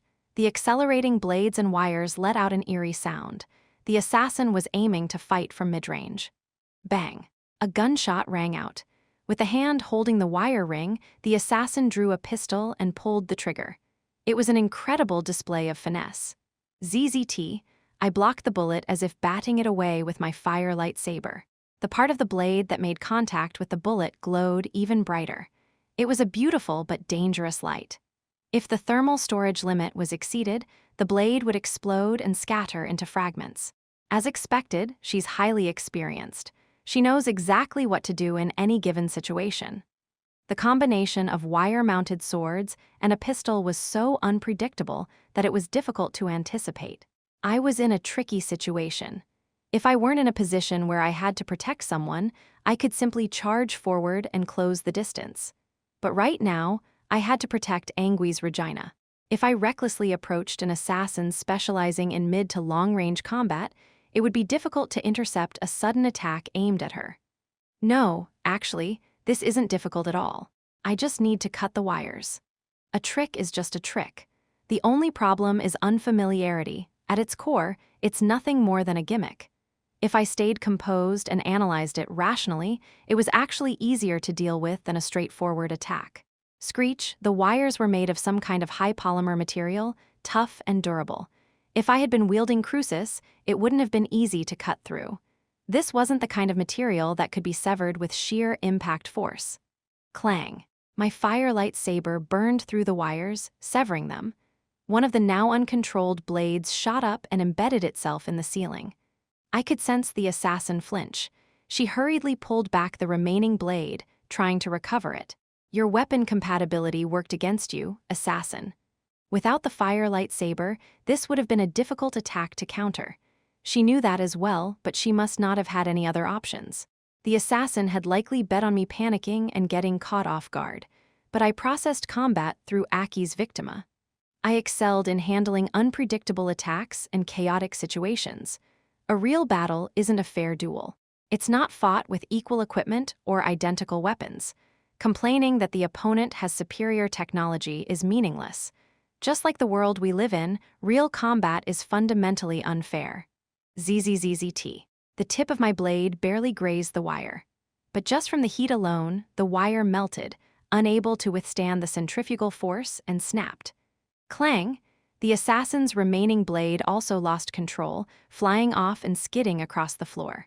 A warrior without a weapon is a pitiful sight. The assassin raised her pistol, firing alternately at me and Angui's Regina. Even now, she deliberately chose only the most troublesome attack patterns. I positioned my hand diagonally and deflected the bullets one after another. My prosthetic body wouldn't be taken down by such pistol rounds. She's formulating the best possible countermeasures in every situation. The assassin's tactics weren't the result of Aki's victima, but simply the product of sheer experience. They weren't calculated decisions, they were instincts honed through training and battle. I couldn't even begin to fathom how much experience she must have accumulated to reach this level. There's more, isn't there? Show me. Having dismantled her dual blades, I advanced, pressing forward and cornering her. Click. The assassin shifted her stance as if switching combat styles. A faint noise came from the joints of her combat suit. She had reinforced her suit with an exoskeleton that accelerated movement and provided mechanical support. Such reinforced exoskeletons granted similar enhancements to prosthetic limbs, but they were slower to respond and bulkier since they had to be mounted over organic tissue. They could never match the efficiency of built-in prosthetics of equivalent power. Did she have something like this before? A brief doubt flickered through my mind. Back then, she was razor-sharp and destructive. She had been more than strong enough without relying on mechanical augmentations. Whoosh! She aimed a spinning kick at my face. I could have severed her leg right then and there, but instead, I stepped back. She might still have some hidden trump card, so I remained cautious, observing her movements. But something felt off. Even with mechanical assistance, she's slower and more sluggish than before. This is undeniable. No way! A sudden wave of irritation surged through me. Crack! I swung my leg and kicked her. Even though she raised her arms and legs to block, she was sent flying. Unable to disperse the force, her bones must have been crushed. This wasn't an act to bait me into dropping my guard, it wasn't a feint.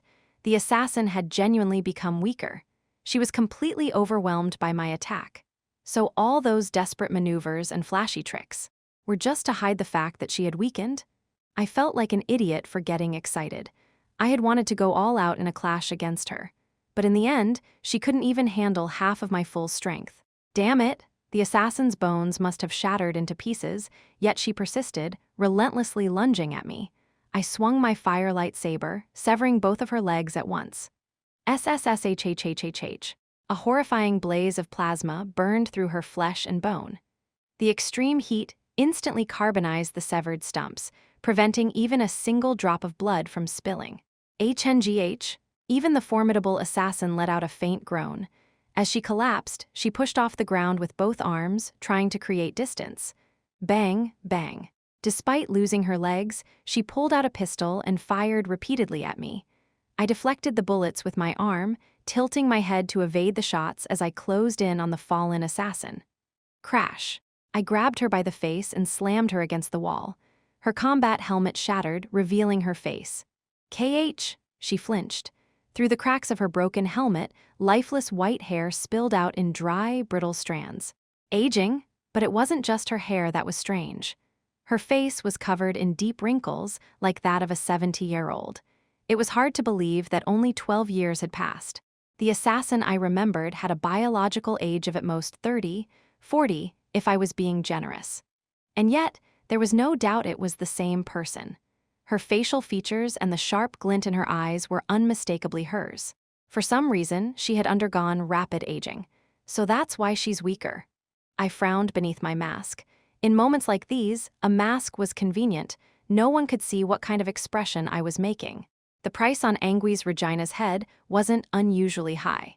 This assassin was simply too weak to command a large sum anymore. High-paying jobs are reserved for those capable of handling them. She had probably never expected someone like me to be guarding Angui's Regina. At most, she would have anticipated a few Equestrian mercenaries. If she fails this job, she's probably... I swiftly shoved my hand into her mouth. I had to stop her from killing herself. You're not dying just yet. I've got plenty of questions for you. I deliberately kept my tone as mocking as possible. My fingers searched around her molars until I found it, a suicide pill. Crunch. I twisted and yanked out the false tooth embedded in her jaw. Inside the translucent prosthetic was a dangerous-looking liquid, swirling ominously. God damn it. Seeing her in such a pitiful state left me feeling conflicted. A warrior who had once made me feel the weight of my own limits, reduced to this. I now understood just how terrifying physical aging could be. Perhaps this very fear was what drove the people of the Empire to replace their flesh with machines. Thud, I slammed the assassin's head against the wall once more. Her pupils lost focus as she slipped into unconsciousness. A bitter taste filled my mouth. A warrior who had once roamed freely through the heart of the Empire, untouchable, had fallen to this wretched state. For the first time, I felt afraid of time and aging. The skills once wielded with pride dwindling like dying embers, combat techniques honed over a lifetime rusting and breaking down. If that ever happened to me, I would be no better than a worthless husk. What would I even have left without my combat prowess? A man with a foul temper, one who only ever inflicted wounds on others. If even the violence I relied on were taken from me, the thought was horrifying. Death would be preferable. And so, I realized, I was pitying this old assassin. Chapter 185. Luka, please prioritize protecting Angui's Regina. I'll explain the details later, but the target of this attack is me. Angui's Regina is only a secondary objective. I'll contact you again once this situation is resolved. I listened to Jaffa's recording. Toward the end of the recording, there was even the sound of an explosion. Jaffa was under attack as well. It seemed like an emergency in more ways than one. The ruler of Border City's restaurant industry, Master Jaffa, has been attacked. Who could be behind this? As you all know, there are far too many suspects. The bigger question is whether Jaffa is still alive. The burning building you're looking at right now is none other than the headquarters of Jaffa Trading, and I'm One Bright, reporting the situation live. If Angui's Regina was watching the news on her terminal, biting her lower lip. I reached over and pulled her coat's hood down lower. Don't show your face to others. Keep your eyes on the ground and just follow my legs. You seem quite used to situations like this. It's just another day for me. I lightly kicked the duffel bag propped against the wall. Blood had pooled underneath it and was dripping onto the ground. Inside the duffel bag was the assassin who had lost to me. I had stripped them of their combat suit and stuffed them in, and they fit surprisingly well. Since they no longer had legs, they took up even less space. For now, my plan was to take the assassin to a safe house for interrogation. Catching my breath in the alley, I scanned the situation. In the distance, a crimson shimmer, like a sunset, flickered. But it wasn't an actual sunset, it was the raging fire. Beyond that, Jaffa Trading's headquarters was burning. The eyes of Border City were fixed on that spectacle. Gabriel and Boyan were not inside Jaffa Trading's headquarters at the moment. The only person I was concerned about was Lappy's. Without her, no one could maintain my cybernetic implants. I looked at Angui's Regina, who was biting her thumb. Worried about Jaffa? Angui's Regina glanced at me briefly before responding. With the equations and N there, he should be fine. And you say that after seeing an equation go down so easily earlier. The ones assigned to me this time were lower-ranked warriors. Since you're here, they probably thought using higher-tier forces for my security would be a waste. Normally, N would have been assigned as my escort. Angui's Regina seemed to have considerable faith in the Equestrian mercenaries. It was likely a trust built from experience. It appeared that they had handled their work well so far.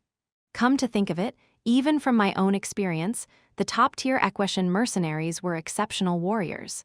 Just 3 or 4 of them would be enough to fend off a half-baked attack. Angui's, Regina, where are you? We'll escort you to safety. There were even fans searching for Angui's Regina. Though they moved with the intent of protecting her, they were only getting in the way. Let's move.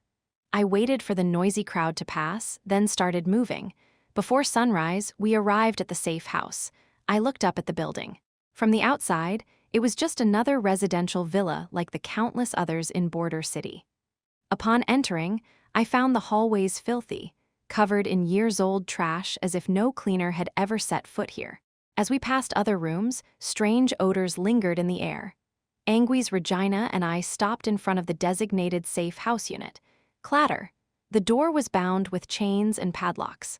There were signs that someone had tried to break them, but despite their rusted appearance, the padlocks and chains were made of high-strength alloy. No civilian could cut through them, no matter how much effort they put in. I unlocked them in the designated order. The seemingly tangled locks and chains unraveled one by one. Creak, the door slowly opened.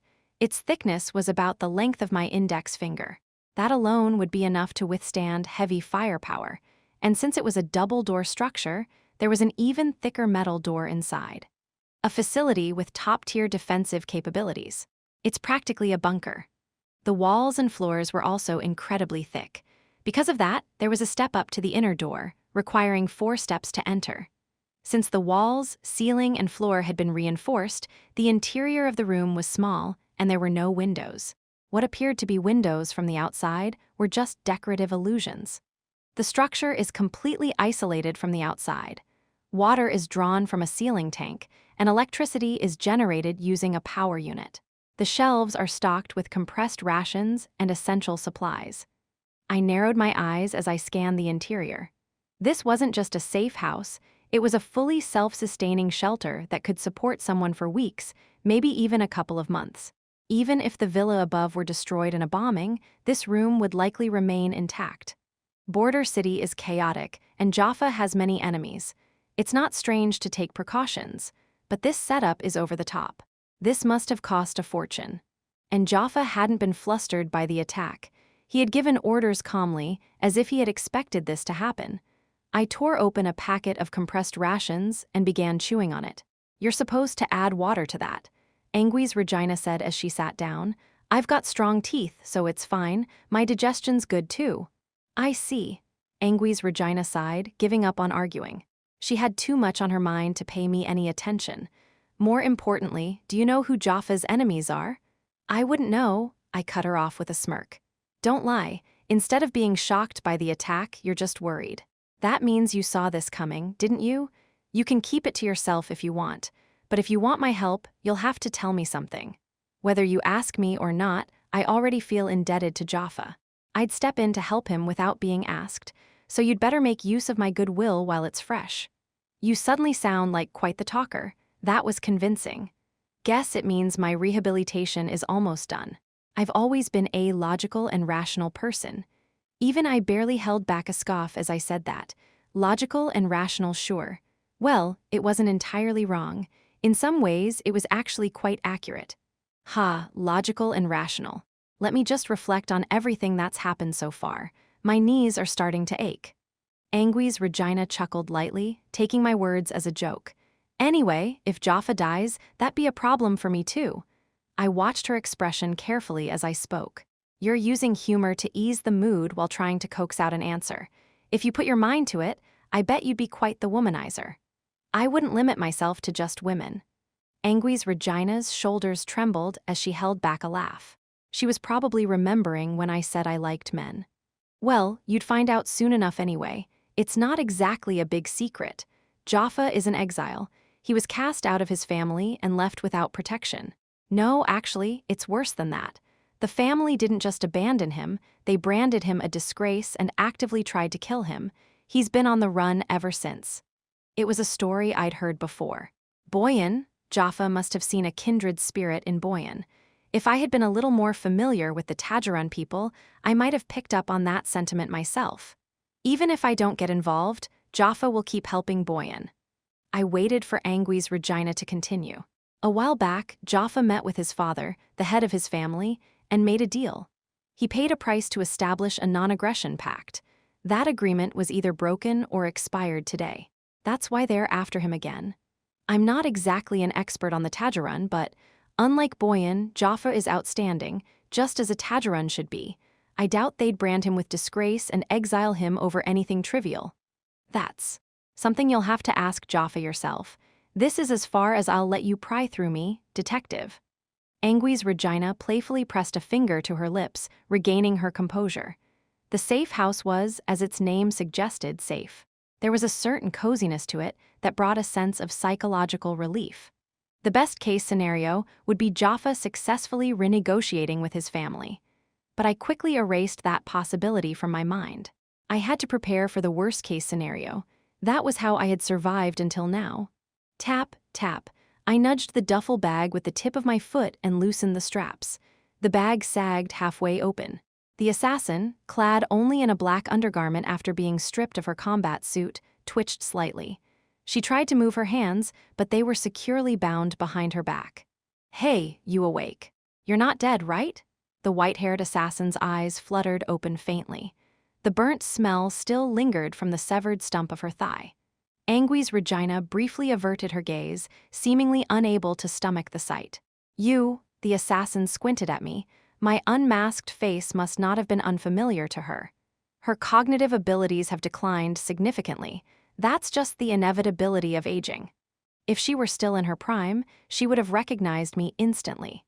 But now, even with just minor changes in my build and appearance, she was struggling to place me. "If you behave, I won't kill you. Not that you have many days left anyway. Still working as an assassin at your age. You really didn't plan for retirement, huh? What'd you do with all the money you made?" I spoke as if I didn't know her. The assassin widened her eyes, but it took another 10 seconds before they truly registered me. "So, you're that boy. The one I didn't kill?" Yeah, something about, as you treat others, so shall you be treated," I muttered sarcastically. The assassin let out a hollow laugh. "My arrogance in the past has come back to haunt me. Arrogance doesn't just consume the present, it devours the future. Which is why you should have killed me when you had the chance. Acting all high and mighty got you into this mess." I sneered. The assassin didn't even get angry. Instead, she nodded in resignation. The sight of it made me grit my teeth. "You're right, so kill me now. If you still carry the weight of my past mercy, grant me this one request. Tell me everything you know first. Then I'll give you what you want. You should know this already. Someone like me, an enforcer, takes jobs through intermediaries. I don't get to know the client. Maybe back in the day, but I'm not a big name anymore." She called herself a nobody now. Gone was the woman who once stood over me, looking down with contempt. The one who had spoken of her own strength without a hint of doubt. It made me want to curse and scowl. "Why did you get weaker?" I knew the answer. It was aging. But I didn't want to accept it. "Let's talk about something else. Your aging, was it a side effect?" Rather than a side effect, it was the price I paid. I forced my body to resist aging and artificially enhanced my physique. The procedure was unstable from the start, and later on, I abused regenerative treatments. Even when I met you back then, I was already quite old. The assassin spoke calmly. "Yeah, and how old were you back then? You shouldn't ask a woman her age, not that it matters. If you're expecting answers from me, don't bother." She let out a rough laugh. Her demeanor was that of someone who had transcended concerns of life and death. "So you're really choosing the hard way. Do you think I'll go easy on you just because you're old?" I curled my fingers, feeling the weight in them. A low hum rumbled from my clenched fists. "You're angry at what I've become, aren't you? Do you know why? Whether you replace flesh and blood with terrifying machinery, strengthen your body on a cellular level with biotechnology, or chemically refine your nervous system. In the end, we all grow old and weak. Some faster, some slower. My state is just a preview of your own future, the one where you fail to die in time. Isn't that right, kid?" I lost control. Grabbing her by the hair, I slammed her head into the floor. Crack. Her nose broke with a sharp, satisfying sound. "I won't end up like you. I have no intention of living easy and dying in bed." I yanked her head up and spat my words like a threat. Heth. Neither did I. But when has life ever gone the way we wanted?" The assassin chuckled, spitting out a broken front tooth onto the floor. I bit my lower lip. I wanted to smash her skull into the ground until it burst, but I let go. "I won't kill you. Death is exactly what you want.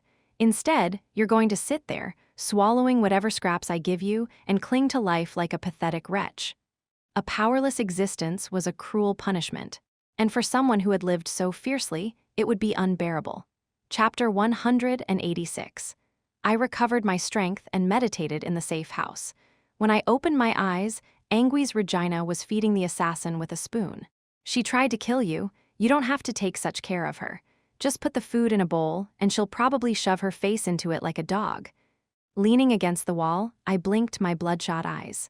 In battle, the second most fatigued organ after the brain was, without a doubt, the eyes. I had been pushing the limits of my cybernetic vision every time. But she's still pitiful. It's not like I have a personal grudge against her. An absurd sense of sympathy. If that woman were a young man, would you still feel the same way? That kind of assumption is meaningless. What's in front of me isn't a young man but a dying old woman. Angui's Regina didn't respond to my provocation. The assassin let out a rough, metallic chuckle. "You're wandering because you have nowhere to stand, kid." She spoke as she struggled to swallow her food. I tilted my head slightly, arms crossed. "Just because you're old, you're trying to act wise. You've actually gotten stupid. Your brain function and cognitive abilities have deteriorated." That's also true. But being smart doesn't mean everything you say is right, and being foolish doesn't mean everything you say is wrong. People like you, who wander without a center, either crave excessive love or seek to be excessively hated. You need to be crushed under extreme emotions just to feel certain of your own existence. And there are those who babble pretentiously, thinking it makes them seem impressive. You used to struggle endlessly, yet still sought the right path. You moved with an internalized belief of your own, even if it was a candle flickering in the storm. I shouldn't respond, I knew that, and yet I kept talking to her. "You're the one who said there's no such thing as right or wrong, but you boldly replied that there is, at least for yourself. If you want to lecture people so badly, why don't you become a teacher instead of an assassin?" I already am. Assassination is just a side job. For the first time, personal information slipped from the assassin's lips. Rather than being surprised, I sharpened my focus, fishing for more. "Did you use your dirty money to build a school and teach kids? How touching. Very noble of you." The way Aki's victima speaks is always amusing.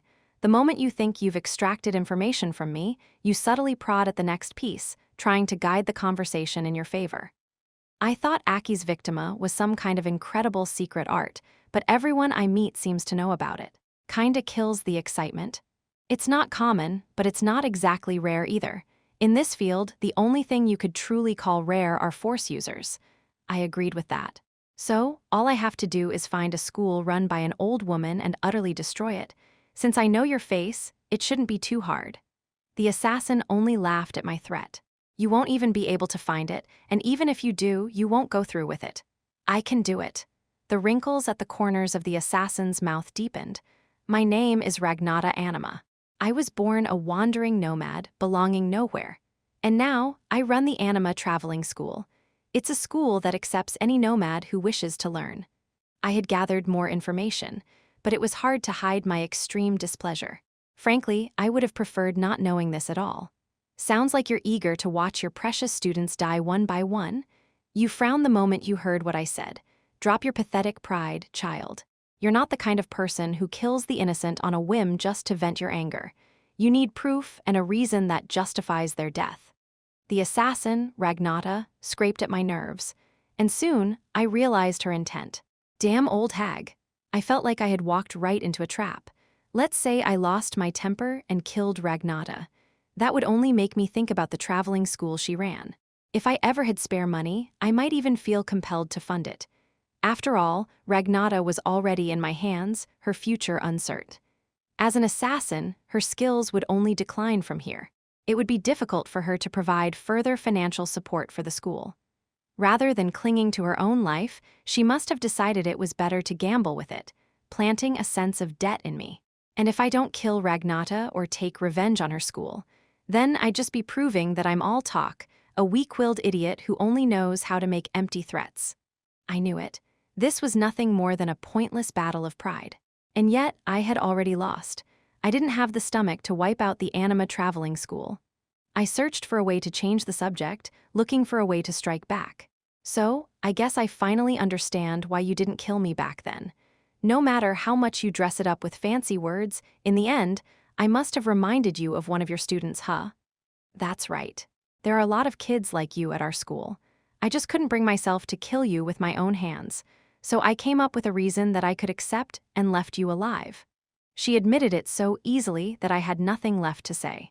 Ragnata was even willing to acknowledge her own weaknesses. It seemed she hadn't lived all those years for nothing. At the very least, she was more of an adult than I was. Well, considering she was much older, it made sense. My mind cooled down. I stopped wasting energy on emotions and checked the situation outside through my terminal. There was still no contact from Jaffa. Looking at the terminal, I saw the news broadcasting live coverage of the attack. They even had commentary, as if it were some kind of sports match. Every time I saw things like this, I was reminded of just how frivolous, no, downright vulgar, border cities culture was. Unbelievable, Jaffa trading. The building is holding up without collapsing. Only the outer walls have been damaged and set ablaze by the explosions. It's like an impenetrable fortress. Could they have been prepared for a day like this? It looks like nothing short of a full-scale bombing could bring it down. Ah, there. The unidentified attackers are in view. We see equestrians, crawlers, as well as Sora and Frito. It's practically an all-star team of combat species. Ah, but of course, there are plenty of humans, too. Humanity can still hold its own in battle. The situation was exactly as described in the broadcast. Armed mercenaries of various species were attempting to storm Jaffa Trading's headquarters. But Jaffa wasn't sitting still. Gun barrels emerged from the building's windows, firing relentlessly at the intruders. A siege battle in the middle of the city? How ridiculous. This wouldn't happen in any other city. Even in other cities within the same federation, things wouldn't escalate to this extent.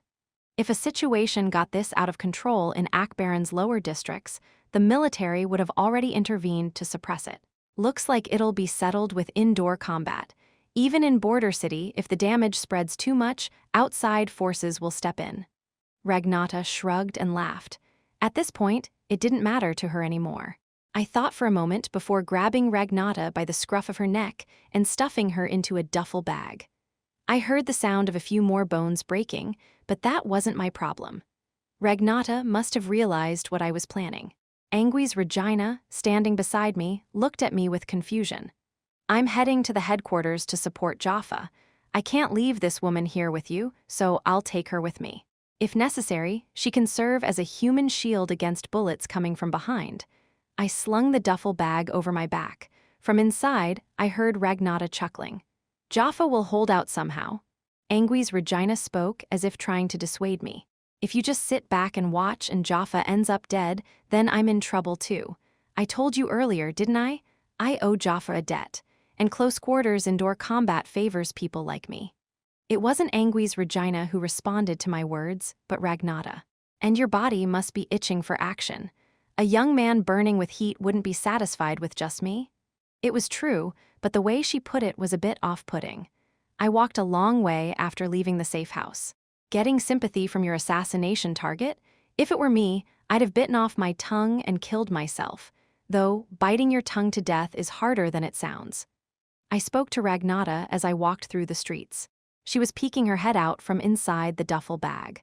True to Border City's nature, few people paid us any attention. Do I look like I'm in a position where I have the luxury to feel shame?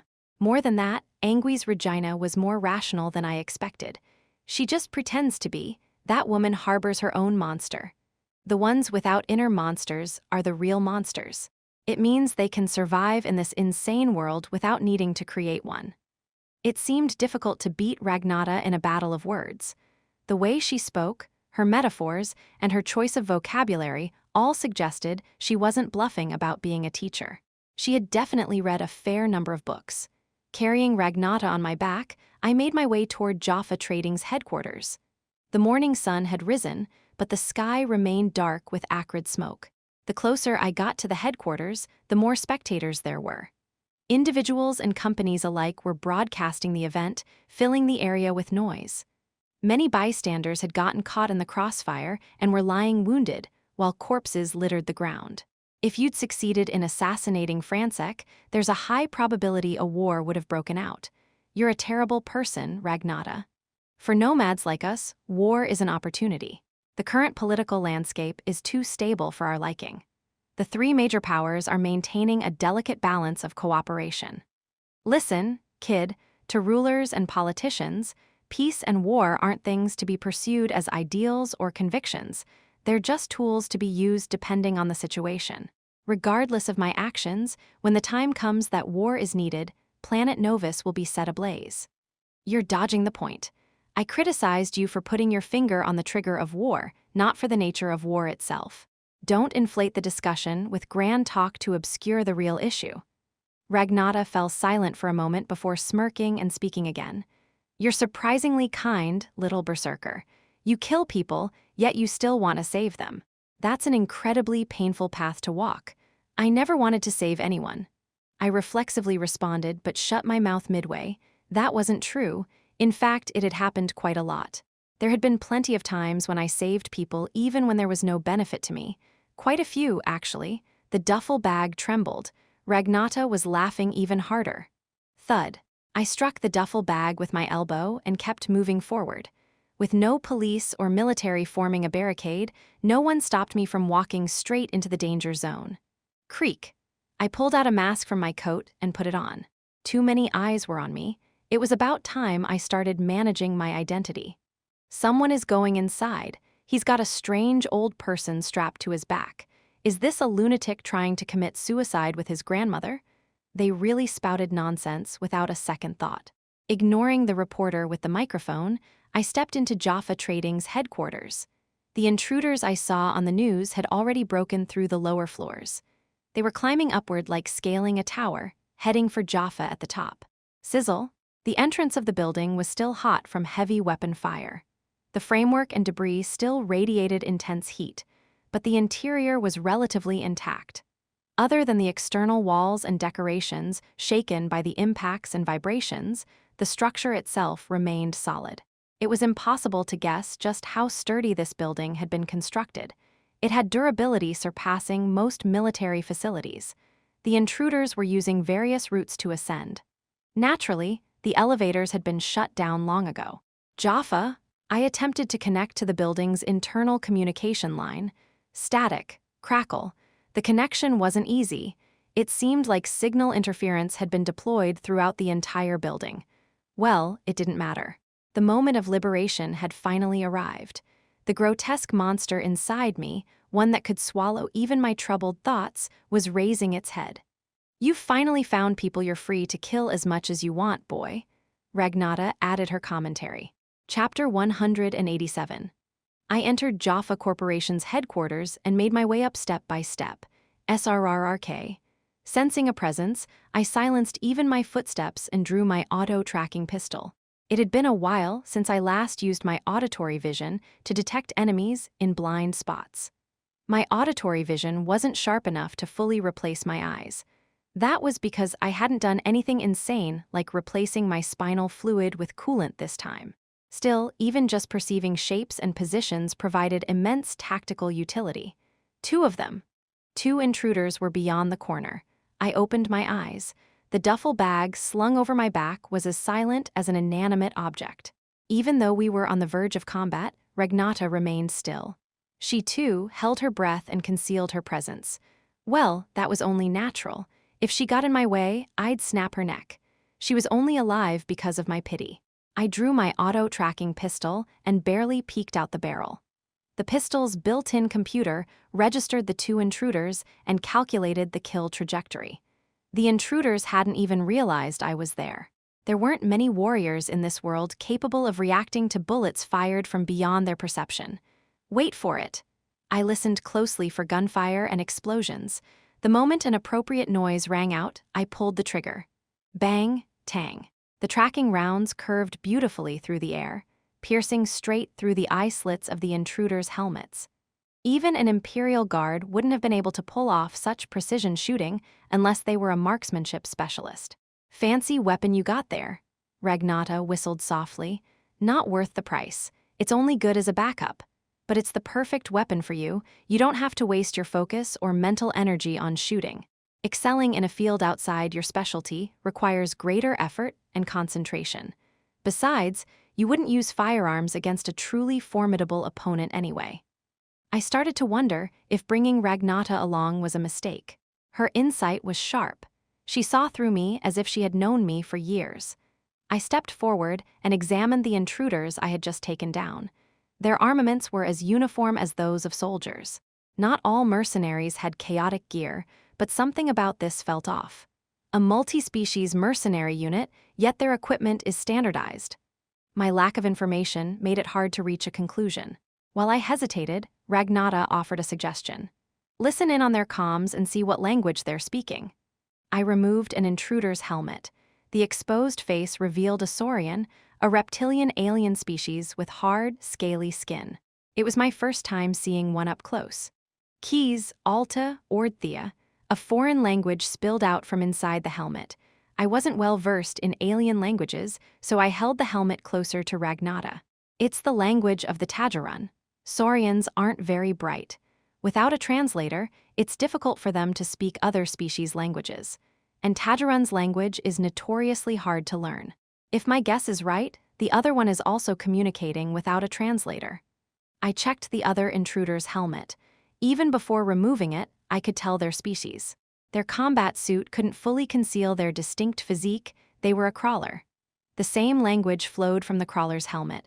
I didn't know many crawlers personally, but take Boyan's father, Rigor, for instance. Despite living in Border City for years, he never spoke a human language. Or maybe he simply refused to. Saurians and crawlers communicating in Tajarunese. That means they're Menon Guards, a foreign legion. More precisely, they're like the Janissaries or Mamluks of Old Earth. I gave her a look that said I didn't understand the precise meaning. Ragnata elaborated. Slave soldiers. Private troops raised by the Manoa family of the Tajarun. So the Manoa family was the house Jaffa was born into. You figured that out right away. Must be a famous name. You're not a Tajarun expert, are you? I stepped over the corpses and ascended the stairs. Manoa's main business is human trafficking.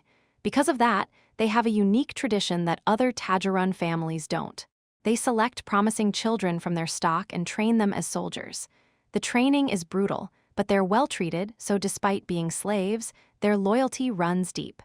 Hearing that, I was reminded of the Imperial Guard. In fact, conscription-based armies like the Menon Guard or the Imperial Guard weren't uncommon. They don't seem all that strong for such a famous force. If they were truly exceptional, they'd be sold for a high price rather than used as Manoa's own soldiers. But the unit commanders in the Menon Guard are a different story. They're so exceptional that they're even considered part of the family. The more I heard, the more familiar it all sounded. Me, a lowly origin, chosen for my talent, accepted as part of the family. Guess I wasn't the only special human in this universe. The Tajarun are a merchant race. Do they actually rent out their private army as mercenaries for money? The Tajarun have a reputation for being deceitful and cunning, but they don't actually like violence. Their species isn't physically suited for combat, and they generally prefer to resolve conflicts peacefully. There are a few industries they avoid, and one of them is the mercenary business. In that market, the Tajarun are strictly consumers. But if the Manoa family is deploying their private troops, that must mean Jaffa is an enemy of theirs on the level of a mortal foe. Ragnata was useful. She obviously had her own reasons for cooperating, but for now, she was freely providing information I lacked. Jaffa was born into the Manoa family, but was exiled for some reason. The family tried to have him killed, but a non-aggression pact was later established, maintaining a state of peace. And today, that pact was broken, leading to this attack. That summed it up. For now, I need to check on Lapi's safety first. It would be a relief if Lapis had managed to evacuate in time, but there was a chance she was still in the mechanical workshop or had been caught in the attack while sleeping in her room. As I moved forward, I encountered a staircase that had been destroyed by an explosion. It wasn't the intruder's doing. Jaffa must have preemptively rigged the building with explosives. Even when I tried other routes, the paths leading to the upper floors were blocked or destroyed. Each obstruction was placed in a way that was almost too precise. GHHHHH. The corpses of intruders caught in the traps were scattered around. Those who were still barely breathing, I finished them off myself. Reloading my auto-tracking pistol after using it for execution shots, I searched for another way up. Forcing my way through was an option, but I had no intention of getting caught in traps my own allies had set. Besides, slowly advancing while pressuring the enemy from behind could shift the tide of the battle in our favor. So Jaffa had explosives planted all over the building even on a regular basis. That's insane. The thought of having walked over bombs all this time sent a chill down my spine. As I inspected the collapsed stairs and blocked routes, I blinked. Jaffa Corporation's headquarters was a building I had come and gone from like it was my own home. With the pieces of information coming together, my mind opened up and my thoughts expanded outward. An internal map surfaced in my head, and as I observed the blocked pathways, alternate routes became clear. The intruders, who had entered from multiple directions, would be funneled into specific floors. No way! I looked up at the ceiling. Directly above me was a banquet hall that took up an entire floor. With most of the building's pathways blocked, the intruders were forced to advance in a single-file line. Moving up sequentially like this only increased their chances of being picked off one by one. If I were the commanding officer, I would have the troops regroup in the banquet hall, reorganize, and carve out alternate routes to advance to the upper floors simultaneously. And that was exactly what Jaffa had planned. Keying, I hastily drew my fire lightsaber. Ragnata looked at me, puzzled. No matter how sharp she was, she didn't know the layout of Jaffa Corporation's headquarters, so she couldn't anticipate what was about to happen.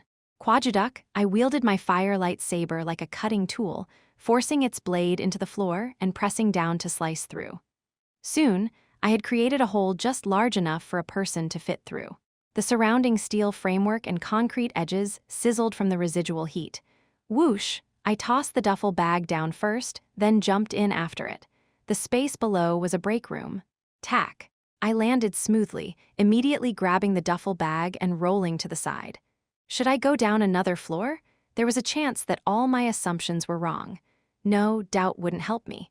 My intuition had saved me countless times before. It would do so again. I knew Jaffa. I knew this building's layout inside and out. From the placement of the blocked paths, I could sense an intended design. There was no room for doubt. My eyes darted around until they landed on a refrigerator. I swung the door open. Inside, it was stocked with food from Jaffa's franchise. Quaduck, I smashed one of the fridge drawers, forcefully yanking it out. Then I stuffed the duffel bag containing Ragnata inside and shut the door. She must have realized what was about to happen. And then, Kwayanji, an explosion erupted. This was on an entirely different scale from anything before. Naturally, it had to be powerful enough to obliterate an entire floor. Quang, bang, the detonations continued in rapid succession. No one would have expected Jaffa to have rigged the entire middle section of the building with explosives. If there had been any miscalculations in the setup, or if the building had been poorly constructed, the entire structure could have collapsed. Creak! I wrenched a steel table from the floor and propped it up over myself. I needed to shield myself from the falling debris. An explosion strong enough to wipe out one floor would impact at least 2 or 3 floors above and below. ZZZZZZT. The entire building shook and cracks spread in all directions. Groaning, trembling, breaking apart. Cooer, the blast's aftershock swept through like a storm. My ears rang. The smaller sounds had already faded into silence. Crunch, thud, boom. Debris rained down endlessly onto the table I was holding up. Before long, I found myself trapped beneath a small pile of rubble. It took a long while for the echoes of the explosion to fade. A thick cloud of concrete dust lingered in the air like smoke. Every breath scraped my throat raw. Creak, creak. I increased the output of my prosthetic arm and shoved away the debris along with the table. The place was a disaster, as if an earthquake had torn through it. And this was 2 floors below the blast site. The floor where the explosion actually occurred must be a hellscape. Clunk. I yanked open the refrigerator where Ragnata was stored. The Tajarun are supposed to be nonviolent and prefer peaceful resolutions. Well, that was one hell of a peaceful solution. I snapped at Ragnata despite her having nothing to do with it. There are always exceptions. Judging by your reaction, I take it this was Jaffa's trap. I slung the duffel bag over one shoulder and climbed up the rubble. The building didn't collapse from the explosion. Jaffa must have accounted for this when it was constructed. As I stepped onto the debris and made my way back to my original floor, I looked up. The explosion had taken place just above me. Thud, thump. The outer layer of the ceiling had crumbled away, revealing a thick metal plate separating the floors. Unlike the other levels, this one had a solid, seamless metal plate inserted between them. Screech, scree. The metal plate wasn't destroyed by the blast, just warped and swollen from the heat and pressure. It had to be a custom-ordered special alloy designed to absorb explosive force. Judging by its structure, the banquet hall was reinforced with metal plates in the ceiling, floor, and walls. He basically detonated a bomb inside a sealed metal box. The explosion's force would have doubled. Almost no one could have survived a trap like that. Bold, no reckless, I found myself reevaluating Jaffa. I had sensed it before, but he was a Tajarun far removed from self-preservation. He was willing to risk his own safety if necessary. Crunch, crack.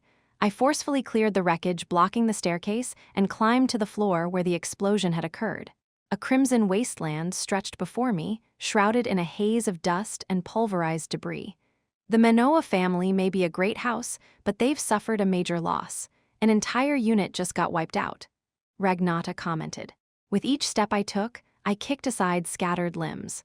My boots squelched as they pressed into spilled entrails beneath me. Judging by the scattered body parts, I estimated that there had been around 80 intruders on this floor. Considering casualties in other areas, it seemed that approximately 100 attackers had stormed Jaffa Corporation's headquarters. SRRRK. I set down the duffel bag slung over my shoulder and drew my firelight saber once more. The blade shimmered with a sharp, radiant glow as if absorbing the surrounding heat. Keying. My gaze settled on a mound of corpses, an unnatural pile seemingly arranged to shield someone from the blast. A fortress of flesh. Twitch. Twitch. The mass of bodies stirred. The charred corpses at the top tumbled away, revealing fresher, blood-red remains underneath. As more layers peeled back, bodies that had suffered less of the explosion's force came into view. GHHK. A severely wounded survivor crawled out of the heap, groaning in pain. I paid him no attention. Shattered corpses, less damaged bodies, critically injured survivors, and next, of course, would come the living. Like a matryoshka doll. Ragnata muttered an obscure term behind me. Kying, from the very core of the mound, someone rose. He stood amidst the corpses and wounded, his breath heavy. His face, shrouded in shadows, gleamed with piercing blue eyes. This must be Luka's Manoa, a slave-born warrior who had climbed his way to the heart of the Manoa family through sheer violence. I'll give you 10 seconds. Catch your breath and come at me. You should at least avenge your fallen men, right? They threw themselves forward to protect their leader. Such admirable subordinates. I extended my firelight saber forward. The blade hissed and crackled as specks of dust evaporated upon contact. Jaffa's Equestrian mercenaries were likely on their way down here right now, but I intended to finish this fight before they arrived. This one, I wasn't going to let anyone else take him from me. Chapter 188. There are many intriguing, strong individuals outside of Akbaran.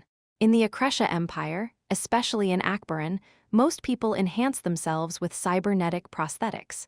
To outsiders and other species, it might seem extreme. However, beyond the Empire, prosthetics are merely one of many means of augmentation. Some fight using only advanced equipment, others enhance their flesh and blood through biotechnology, and a rare few wield supernatural abilities called force. Just as I have an enhanced nervous system and cybernetic implants, most powerful individuals elevate their abilities through at least 2 different methods. Some might wonder, why don't rulers and those in power enhance themselves? The answer is simple. Any kind of combat augmentation inevitably comes with risks and side effects. Nervous system enhancements drastically increase the likelihood of various neuroses and mental illnesses. Regeneration or biological enhancements are akin to implanting a time bomb in the body, with unpredictable side effects that could manifest at any time. The risks are borne by the lower ranks. Those in power, rulers and leaders, can move armies of enhanced soldiers like me with nothing more than a word or a gesture. At our core, that guy and I are the same. Expendable tools that take on all the risks in place of those above us. That guy refers to the Imperial Guard commander. Kidding. The guard commander's body emitted a deafening mechanical whine. More precisely, the sound came from his enhanced exoskeletal combat suit. He's covered himself head to toe in advanced gear. His helmet had 6 lenses, 2 positioned where his eyes should be, 1 on each side, and 1 each on the crown and the back of his head, allowing for 360-degree vision. The 6 lenses whirred as they constantly adjusted, gathering environmental data.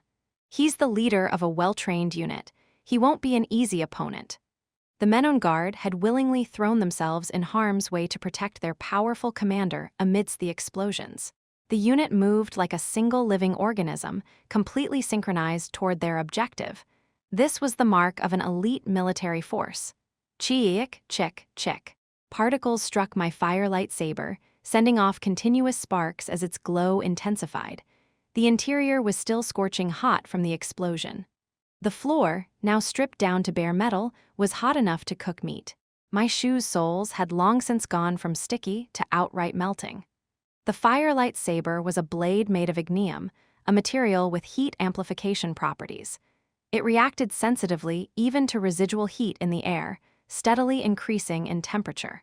Once it reached a certain threshold, a chemical reaction occurred between the ignium and the interwoven coolant steel, initiating heat dissipation. The shimmering heat waves from the venting process were more pronounced than usual. A failed creation, but an artistic design nonetheless. The firelight saber was a weapon forged entirely from metal, with no electromagnetic components. It didn't even require manual replacement or recharging of coolant cartridges. Like all weapons that needed heat management, it could have been designed with a mechanical system to automatically release coolant at certain temperatures for convenience. Yet, instead of opting for an easier method, they meticulously calculated the material properties to control the plasma phenomenon through a purely analog circulation system. Those master smiths were stubborn beyond belief. Though ultimately a failure, the galactic blacksmith's spirit of challenge was worthy of recognition. Firelight. The guard commander glanced at me and muttered. He was methodically arranging the bodies of his fallen subordinates who had died protecting him. I was impatient, but I didn't interrupt his moment of mourning. In reality, the one truly pressed for time was the guard commander himself. His unit had been nearly wiped out, and soon, Jaffa's mercenaries would arrive. If he wanted to survive, he had no time to waste like this. He's already accepted his death. His mission failed, and escaping here alive is impossible. After finishing his task, the guard commander slowly raised his head and locked eyes with me. The cold blue glow from his helmet's lenses trailed like a lingering chill. Clack. He picked up a fallen subordinate's rifle, now holding a gun in each hand. Kurgeta, he spoke in Tadranese. I wasn't sure of the exact meaning, but I could tell it signaled the beginning. At the same moment, he pulled the trigger. Kai-ing, I immediately dropped low and moved sideways. He had 2 guns. One was aimed directly at me, while the other fired predictive shots, blocking my movement. Whir. I flipped my grip on the firelight saber, grabbing a corpse by the nape and dragging it toward me. The heat from my blade scorched my coat with a sizzling sound. Lifting the body, I used it as an effortless shield against the incoming bullets. The reinforced combat suit, combined with the flesh beneath, made for an excellent barrier. He doesn't seem fazed, even when I use his subordinate's corpse as a shield. Well, if he were the type to lose his cool over something like this, he'd have already been screaming and panicking. Through the gap under the corpse's raised arm, I slid the muzzle of my auto-tracking pistol forward. SRRK. As I pulled the trigger, the homing round shot toward the guard commander's helmet lens. Ting!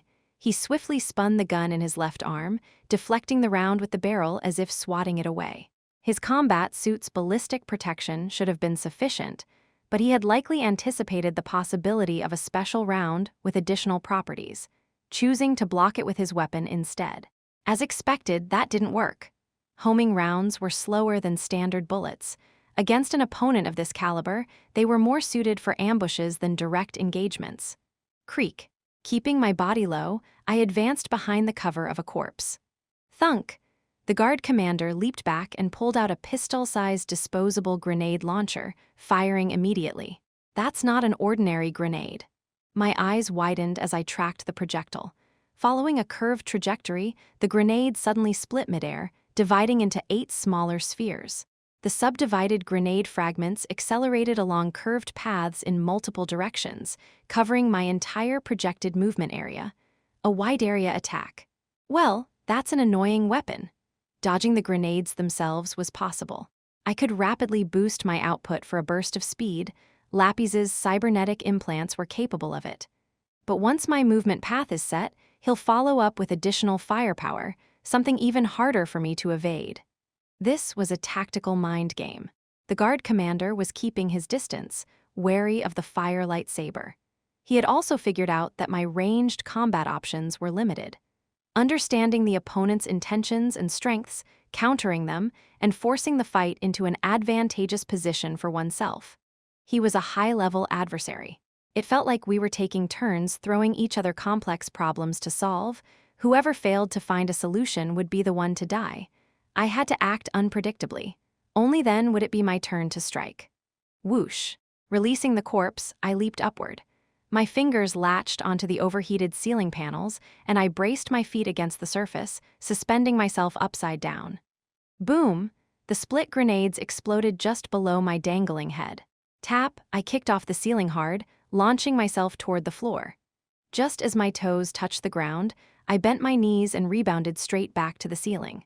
I continued to alternate between the ceiling and floor, rapidly increasing my speed. The momentum from each rebound built up so fast that even I was starting to feel dizzy. Now, time to change direction. Before the guard commander could fully adapt to my vertical movements, I veered sharply, kicking off at an angle to latch onto a pillar. From there, I propelled myself with an explosive burst of strength from my enhanced hands and feet, closing in on the guard commander's flank. Perfect. I had caught him off guard.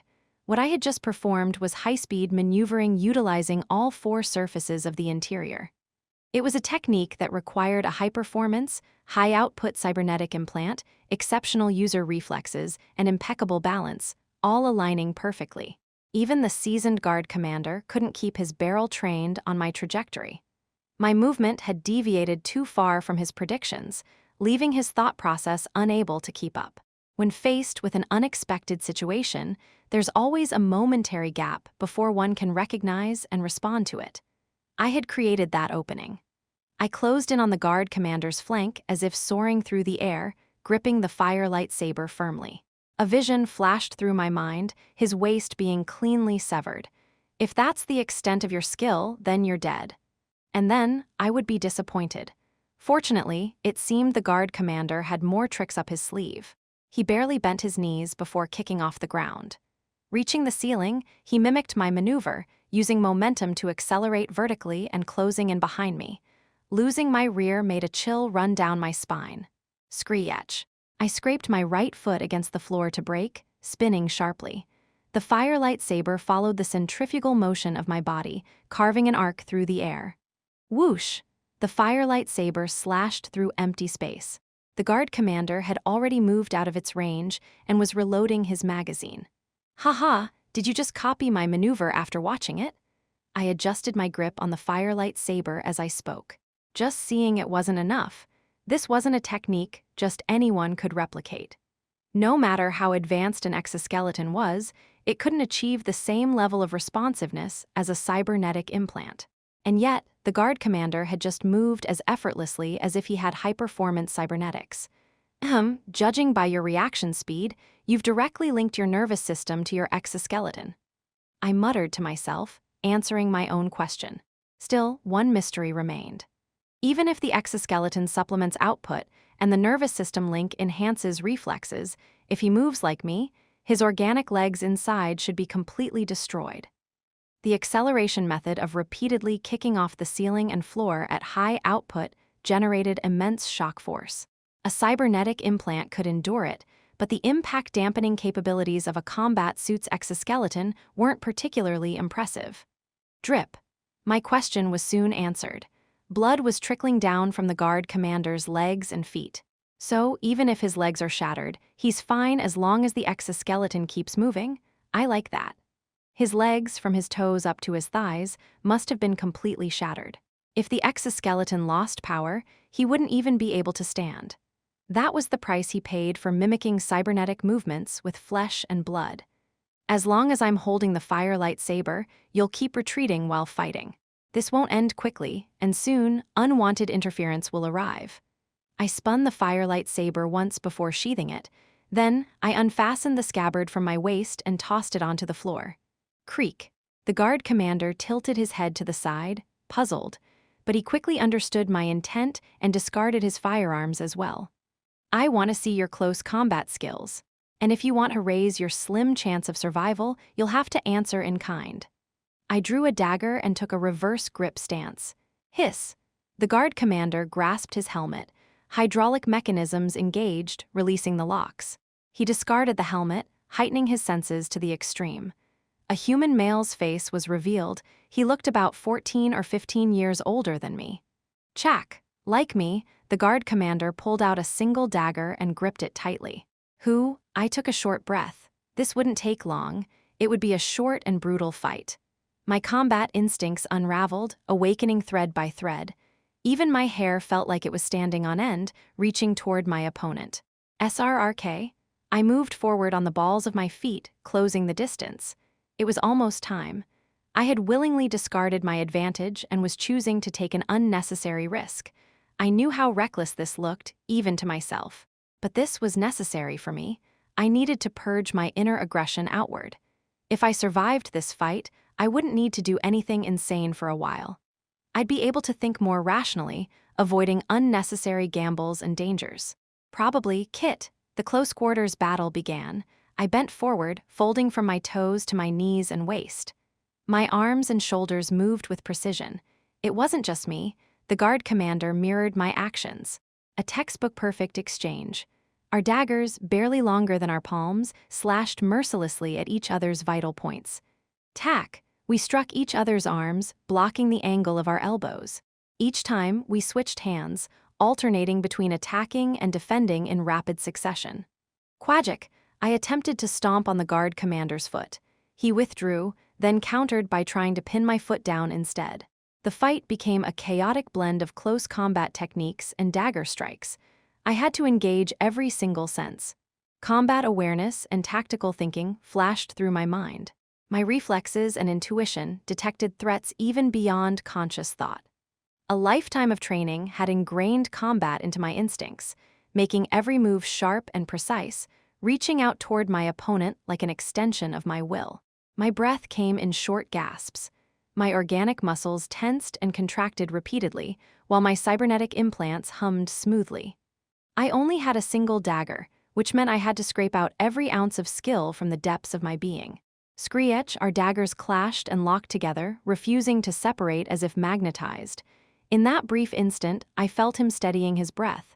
He tried to purse his lips slightly. It's over. I clenched my fist. He had planned to take a moment to breathe while our daggers were locked, preparing to channel his strength into the next move. Quajik. My fist struck the guard commander squarely in the solar plexus. I felt his shattered combat suit give way, my knuckles sinking into his chest and abdomen. Gah! For the first time, I heard him groan. His lungs had been crushed, forcing the air out through his throat. There was no way he could suppress it. Yeah, I won. A shiver ran from the base of my spine, shooting up through my skull. It felt as though even my accumulated fatigue had vanished. Crack! I seized his arm and shattered his elbow with a punch. At the same time, I stomped alternately on both of his knees, breaking through the exoskeletal supports keeping his legs upright. Thud! The guard commander collapsed, his right arm and both legs rendered useless. Only his left arm remained intact, but there was no need to break it. I had already subdued him completely. Now, all that was left was his neck. I had no intention of inflicting unnecessary pain. Luka, W8. Stop, a familiar voice rang out. Jaffa had just arrived, shouting urgently. I had a rebellious streak, an instinct to screw with others for no reason. Anyone who knew me from Border City would assume I was about to kill the guard commander right here. But this time was different. I was satisfied. I had fought Ragnata and even crossed blades with the Menon guard commander. That was enough for today. SRRK. I stepped back, rolling my sore shoulder. Be careful. He's still got his fangs. I retreated without resistance, and Jaffa seemed more flustered than relieved. H-huh, did you actually listen to me just now, H-hoyat?